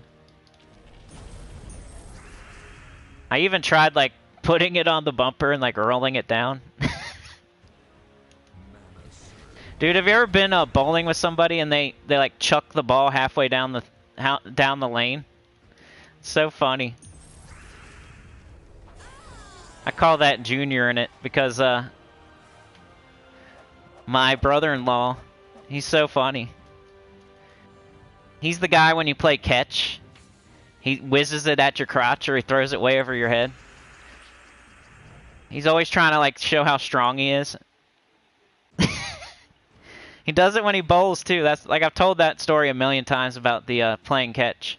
It's still really funny to me though. Like I don't know why. It's hilarious. Like I used to play football, baseball, all that stuff. When you play catch with somebody, like the goal is to like toss it back and forth and catch it, and like see how many. Yeah, you gently toss it to the other person, they catch it. You throw it back, they catch it. You know, you're trying to like throw it to where the person can catch it, and you can like keep going. You throw it, you catch it. You throw it, you catch it. You throw it, you catch it. That's how you play catch. I don't know if some people just don't know this or what. You don't whiz it at each other's crotches and throw it as hard as you can over each other's heads. That's not how you do it. So funny, dude. Just imagine all of a sudden. You're like, I used to play baseball, like, so I'm used to going to practice and like practicing, you know, like throw it back and forth, playing catch basically. We're practicing, we're throwing the ball back and forth. I'm practicing throwing, I'm practicing catching, we're tossing. And then imagine like all of a sudden I'm tossing with brother-in-law, and I've been doing that forever. You know, I'm throwing it so you can catch it, you're throwing it so I can catch it. That's how you play. You don't whiz it at each other's crotches and throw it over each other's heads as hard as you can. And all of a sudden, I toss it to him, you know, perfect throw, he catches it, he has it, he tosses it to me, and he whizzes it as hard as he can at my crotch, just all of a sudden. I'm like, whoa! Goes flying through your legs. You go get it like, oh, okay, maybe he's just warming up. Maybe that was like a bad throw. Maybe he don't know, yeah. Maybe he hasn't played toss in a while. He's gonna get it next time. He'll toss it to me like he should the next time. So I'm not gonna like whiz it at his crotch back, you know? I think it's like a mistake and he did it on accident and like he's gonna throw it right the next time, right? So I just toss it back real nice. He catches it again. And then he chucks it over my head as hard as he can. And I have to run and go get it and like jump a gate. I'm like, alright, that's 2 times in a row where he kind of like did something weird. He didn't throw it to me. He threw it at my crotch as hard as he can. And then he threw it over my head as far as it could go. And made me run and go get it. Like, he's probably... Is he doing this on purpose? So I like run really far away and I get the ball. I throw it from really far away. Perfect, right to him, right? And I'm like running back. He's got it though. He's ready to throw it again. But I'm like jogging back. I'm jumping the gate, and then all of a sudden, flies over my head as I'm jumping the gate. You know? He couldn't wait for me to get back to throw it to me. He had to whiz it as hard as he could through the air while I was jumping the gate. So I jumped the gate. He throws it as far as he can over the gate again, and I have to jump the gate back the other way. Go get it again. And I toss it back to him. Then he whizzes it at my head as hard as he can. The next time. I'm like, okay, we're done, you know? Hey, we tossed. Good job, you know? Alright, I'm done, you know? I got stuff to do. I'm busy. I'll see you later. Thanks for tossing with me, bro. Thanks for whizzing it at my crotch and throwing it over my head over the gate 3 times and then throwing it at my head as hard as you can. You got big muscles. Let's see how many push-ups you can do.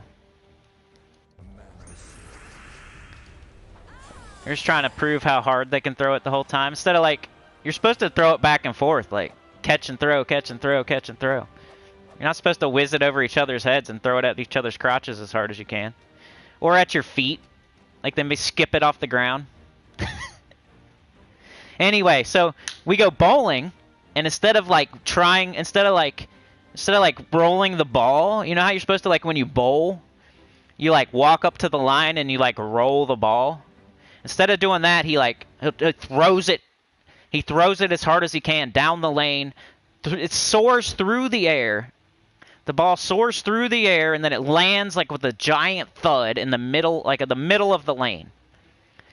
Instead of rolling the ball, like you know how you play when you're a little kid, you like set up the pins and you got the ball and you like roll the ball and you try to knock over the pins?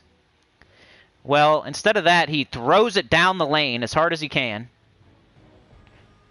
And it like thuds in the middle of the lane like super loud, and he's just trying to like break the pins in half. It's not how you bowl. If you're out there doing that, stop doing that. You're supposed to roll the ball. You're not supposed to throw it. And everybody's looking at you like you're a weirdo for throwing it down the lane. It's honestly kind of embarrassing, and I don't get embarrassed very often.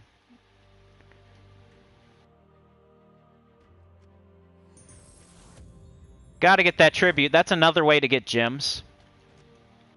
So if you're like really short on gems before an event, tribute.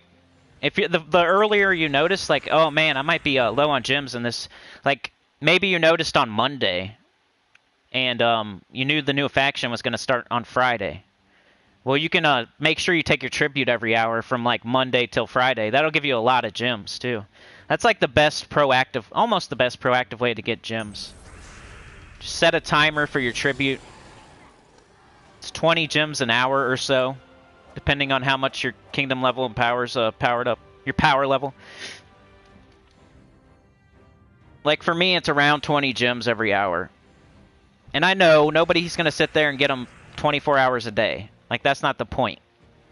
The point is, if you collect like... If you only collect like 3 or 4 tributes a day normally, to try to collect like 8 to 10 instead. The point isn't to collect 24 tributes every hour on the hour. The point is to like get more than usual. If you could just collect 5 more than you normally do, that's an extra 100 gems a day. And then you can, if you do that for 5 days, that's an extra 500 gems on top of what you normally get.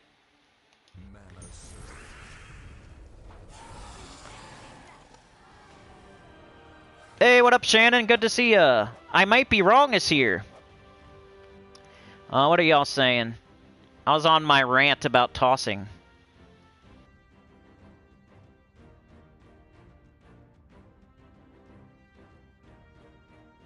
Bert says, I must confess I did buy Death Knight armor, but I won't be chucking money at the game. Just a little treat for myself. No, that's super smart, Bert. Death Knight armor is 100%. That's the best thing you can buy in the entire game. And it's like everybody should buy it. If you buy Death Knight armor and that's all you buy, like, you're the smartest person in the world. Especially the earlier you buy it, the better. Because you get all that bonus for the rest of the time you play. Like, if you wait and you buy the Death Knight armor, like, you should buy it as soon as possible. I only do the free-to-play thing because it's like a seal I haven't broken, and if as soon as I do, like, I can't say I'm free-to-play anymore, you know? And, like, I feel like I can help more people being free-to-play than having some giant VIP. I could imagine being that person. And thinking, like, this guy has VIP 20, you know? Like, can I actually do what he's doing? There would be some doubters out there. Like, you can't doubt me at all. And I love that. Some people hate it. But I love it. I love that no one can doubt me ever. Because I've not spent a single penny on the game. So there's no way you can say... Not that anybody here would, but you know how there's doubters out there. And I'm kind of one of them. Like, if I see somebody with a VIP 8 million... Do you think me with the VIP 0? You think I'm not kind of thinking maybe a little bit? Like, yeah, but, you know, you're VIP 8 million. You get 1 million gems a day, 1 million gold a day, 1 million souls a day. You have 1 million more. You got a win in the arena. You don't even have to win 6 times. You only have to win 5 times. You get, like, free scouting. You have so many advantages. You get way more experience than me, which leads to more stats than me. Like, can I do what you're doing? I don't know, man, because I'm VIP 0, and you're VIP 8 million with all those advantages. Like, I don't have all those advantages, so can I really do what you're doing? I don't know. Maybe. Maybe not, though. So why would I try to... I don't know. That's kind of like learning fitness from, like, a obese person. You're just like, should I be taking fitness advice from you? That's probably a terrible analogy, sorry. But you know what I mean? Something like that. Like, I would get advice from the guy who spent 0 money on the game. That way I know I could do anything that he does. And then if I buy Death Knight armor too, now I'm, like, super good. Campaign Pass, Kingdom Pass, Death Knight armor. That's what I recommend. Even though I don't do it. Do what I say, not what I do, right? So I think you should have bought it, Bert. That's a good idea. Jim says spend the rest of the day with your family and be happy. I'm going to be here by myself because they're out doing something else, I think. I might be wrong says, what's the deal with the Soul Forge and increasing the rarity of metals? You can do that in the Soul Forge. I've never done it before. Because I never really felt like I needed to. Yeah, like on other. If you wanted to, you could make like a legendary metal with 5 of these. It's something you might consider once you have like your Soul Forge all the way leveled up. You already have like all the pets. You already have so you have Angry Anvil. You gotta have this like fully ascended. You gotta have Darksmith Drenza. And then I would recommend getting all the weapons. So Cursebreaker, sword, bow, axe, javelin, wand, hammer. Like, it's something you think of way later, maybe, when you have nothing left to do with your cursed runes. So there's lots of stuff you should do first. But later on, when you're thinking, like, what do I do with these cursed runes now? I don't know. Like, maybe. It's not a bad idea. But there's so many, like, orbs now, and, like, I don't know. Because now you can get those glory orbs, which pretty much is an easier way to get medals now. But if you're going for, like, your first 3 Nishas, or your first Anu, or you still need, like, your last guard medal, or something like that, then if it's for a global, it might be a good idea. I don't know. I've just never felt the need. Like, maybe one day I will. Because now I like finally got everything else done. Like, I finally got all the Cursebreaker weapons. So that's kind of my question too. Like, what do I do now with my cursed runes? You can make vault keys. We got, I already did Angry Anvil all the way up. I wouldn't even recommend doing anything else until you do that. We got Chaos Orbs, but those are like RNG. You don't know what you're gonna get, so it's kind of like a vault key though. Like, you don't know what you're gonna get out of here. It's kind of like a scratch-off ticket. But the price is the 4 Celestial Trait Stones, you know?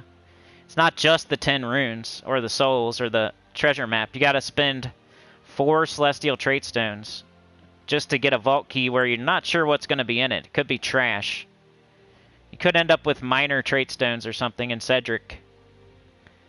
So it's kind of like a scratch-off ticket.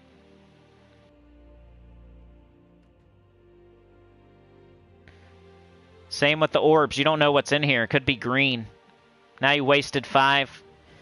It depends how, like, if you have like 1 billion Celestial Trait Stones and you're not worried about wasting them.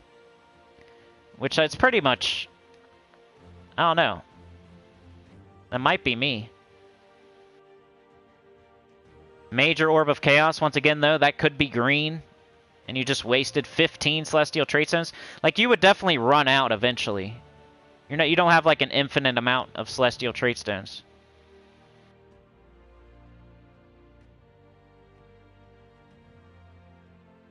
Tyrion says, buying Vault Keys or Major Orbs of Chaos are better value than medal upgrades generally. Unless you don't have 3 full Nisha medals. Right. Unless it's for a global, like I was saying, yeah. On the other hand, this is a scratch-off ticket, and you don't know what you're going to get here.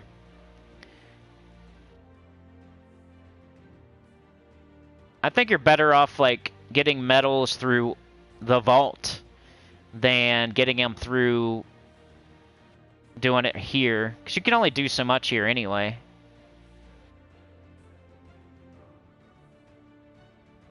That would be like a one-time thing to get your 3rd Nisha, or your 1st Anu, or like your 3rd guard.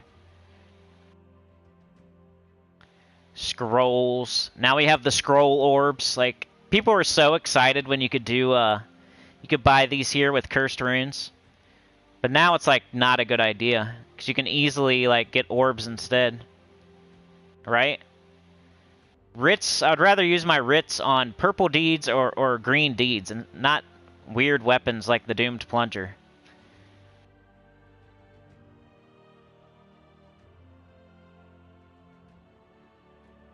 That's about it. So, considering that there's only a couple things to even spend runes on after you get all the stuff I said, I mean, that's your options, really. You could do a Vault Key, you could do a Major Orb, or you could do medals. And that's it. But also, think about your Celestial Trait Stones. You don't want to, like, run all the way out of them. So, I don't know. That's a good question, though. I think I've said my piece on it, though. You can buy a scratch-off ticket, or you can get, like, your last medal that for global. I wouldn't be doing medals in here to, like, try to upgrade troops or anything. You should just do that through orbs. Like, do the vault super hard. You gotta do something with those runes, though. I get it. I get it.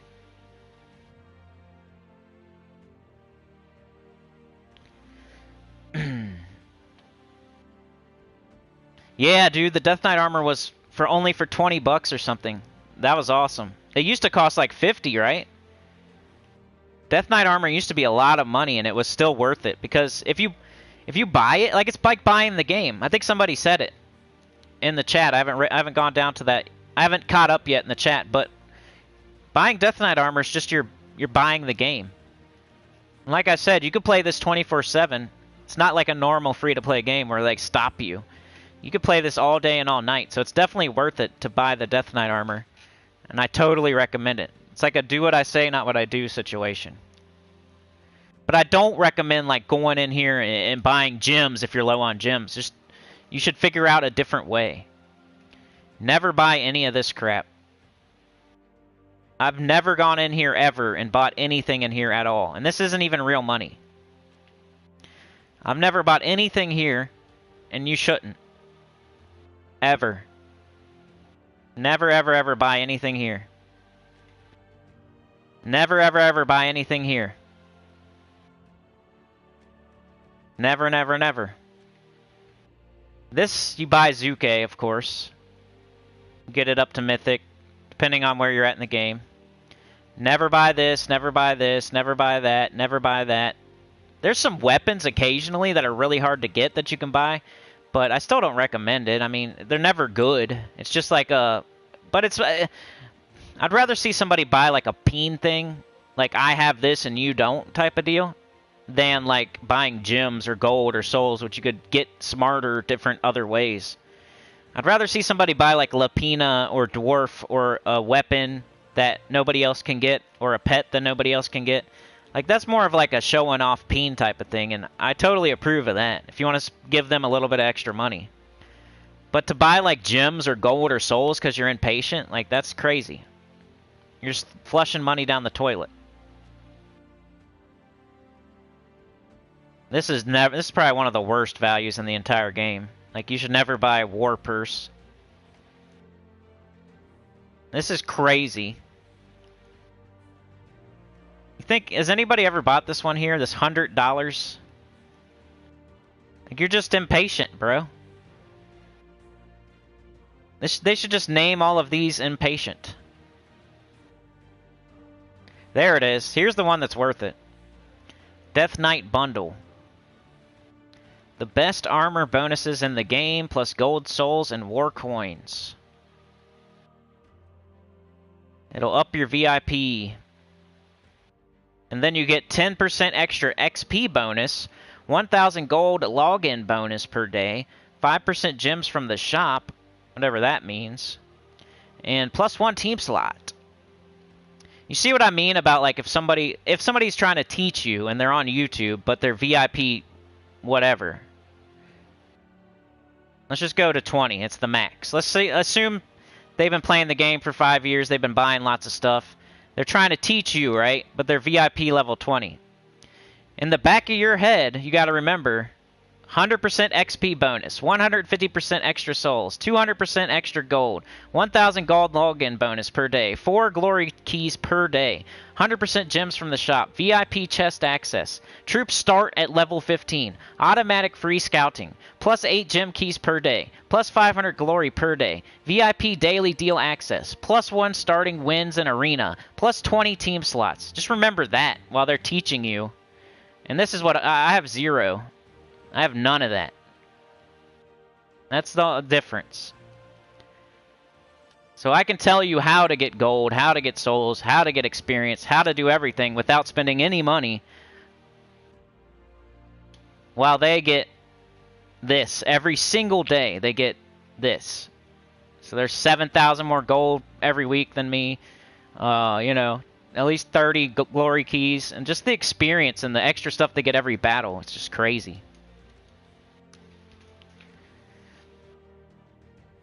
But that's smart, Shannon. Tyrion says it was worth 50 in my opinion. If you're going to play this game for at least a year, 20 is a no-brainer. For sure, I agree. I didn't call you fat. I said it's like getting exercise advice from an obese person. Buying vault keys or major orbs of chaos are better value than metal upgrades generally, unless you don't have 3 full Nisha medals. I might be wrong, says definitely need last guard, but I think I'll get it by default when I find better guild today. Yeah, just being at a good guild can get you Medal of Seasons. The world event, those world event medals change into seasons. And it's a really good way to get medals early in the game. Like, I know they're not guard in what you said, but just as an aside, it made me think of that. Like, I remember on my new account, I kept getting Medals of Seasons every week from being in a good guild. And I had 3 Medals of Seasons just globally set really easily, really quickly. You know, once I had access to global medals and was in a good guild. It doesn't take very long. Those will probably be the first medals you have set as your globals. It's probably going to be Medals of Season, because they're just so easy to get. And you get them for free without even trying, really. But guards are good for, like, Rowan, for sure. Tyrion says guards are the lowest tier. Keep grinding Explorer, and if you get a guild that does epic tasks, you'll get a few tokens weekly. Right. Tyrion said, I never bought gems from the shop. I have a strict $5 for 225 gems or more. Flash offers with other bonuses for daily gems here and there. None of the gem bundles are worth it. I pulled a 1% pet orb from Vault Key, maxed a pet, hit 4,400 mastery, and got another major pet orb. Nice, dude. That's like when you get a Vault Key from a Vault Key, and then you get like a Vault Key from that Vault Key. Alright, y'all, I'm going to get out of here. 2.5 hours, not bad, though. I showed the Pure Faction for Court of Foxes. I showed Deathless for Court of Foxes. And then I just happened to show Deathless for Mirrored Halls for no good reason. We got our 5 crowns. We're done with the World event. I answered some questions. Yeah, you guys are awesome. Thanks again. Robert Westover, thank you so much, bro. And I totally agree with your train of thought there. I think that's very smart. Tim, thank you so much, man. A little bit of aloe for my burn, you know. Thank you, Tim. Joshua, thank you so much, man. I will be putting out that EverQuest content very soon. I have tons of EverQuest out there, dude. There's like so many videos. Just the Necro to 60, the Shaman to 54. Now we got the Wizard and the Shadow Knight. And I'm going to keep going to level 5 on different classes. There's so much EverQuest. If you just subscribed, like, there's so much to watch. And it's going to keep coming. And we're going to do a live stream this month. Chad with the 2, appreciate it, man. Also, thank you for the super thanks, bro. Don't think that goes unnoticed. Trey gifted a membership to Jeremy. Really appreciate it, Trey. And shout out to Jeremy. Funky Town's been a member for 17 months. That's crazy, dude. $5 also. Thank you so much, you freaking legend, Funky Town. And Bert joined up today. Bert is a sinner and one with the choir. We must pray. But yeah, like, share, subscribe, consider joining. Helps a lot. Tell the... I read a message as I was saying that. I almost never screw that up. Like, share, subscribe, consider joining. Helps a lot. Tell your good about the channel, comment below, and I will see y'all next time. And thank you for joining me today. Trey Bobuff, Shannon, Bert Sedgwick, Clip Bomb Chad, Tyrion Shark. I might be wrong. Shannon, Chad, Tim was here. U7, Robert Westover, Jim Hambrick, Sebastian Braze, Robert Funkytown, Chad, Minnie Melanie, Dovakin, Dovakin679, good to see ya. Make it a habit like Bert. Bert was a new guy at some point. And I was like, Bert, let's see you come back again one day. And he came back. I'm like, yo, Bert's back. And then he came back again. And now I'm saying this, you know? So, Dovakin, you could be the next Bert. Shout out to Bert for that. Sebastian, Tyrion, Chad, Robert, Dovakin, Tim, Tyrion, Melanie, Chris Lazama was here today. Shout out to Chris. He was a new guy like a year ago. And then he just kept showing up again and again and again. I love it. We got 876 Vlad Maybach. We helped Vlad today. I love it. That's what I'm going to take away from this stream.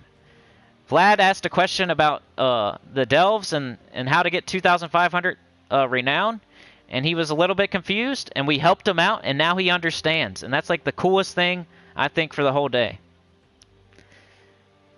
Joshua Hodge was here. Shout out to Joshua. And thank you so much, Joshua. Funkytown, Melanie, Chad, Vlad, Jeremy Porter, Funkytown Trey, Yuri was here today. I hope I was saying your name right, man. L-U-R-I. That's probably wrong, but... Stacy Segur was here. Sir Michael, Bert, Trey, and Bert was number 1, Trey was number 2, and Funky was number 3. Sir Michael, you're right there, though. Alright, y'all. Have a good one. You guys are the best. Later, Hiram Hawk. Peace out, Livewire. See ya, Chad. Have a good one. You guys are the best. We'll see ya. Peace out. Thank you so much for spending time with me today.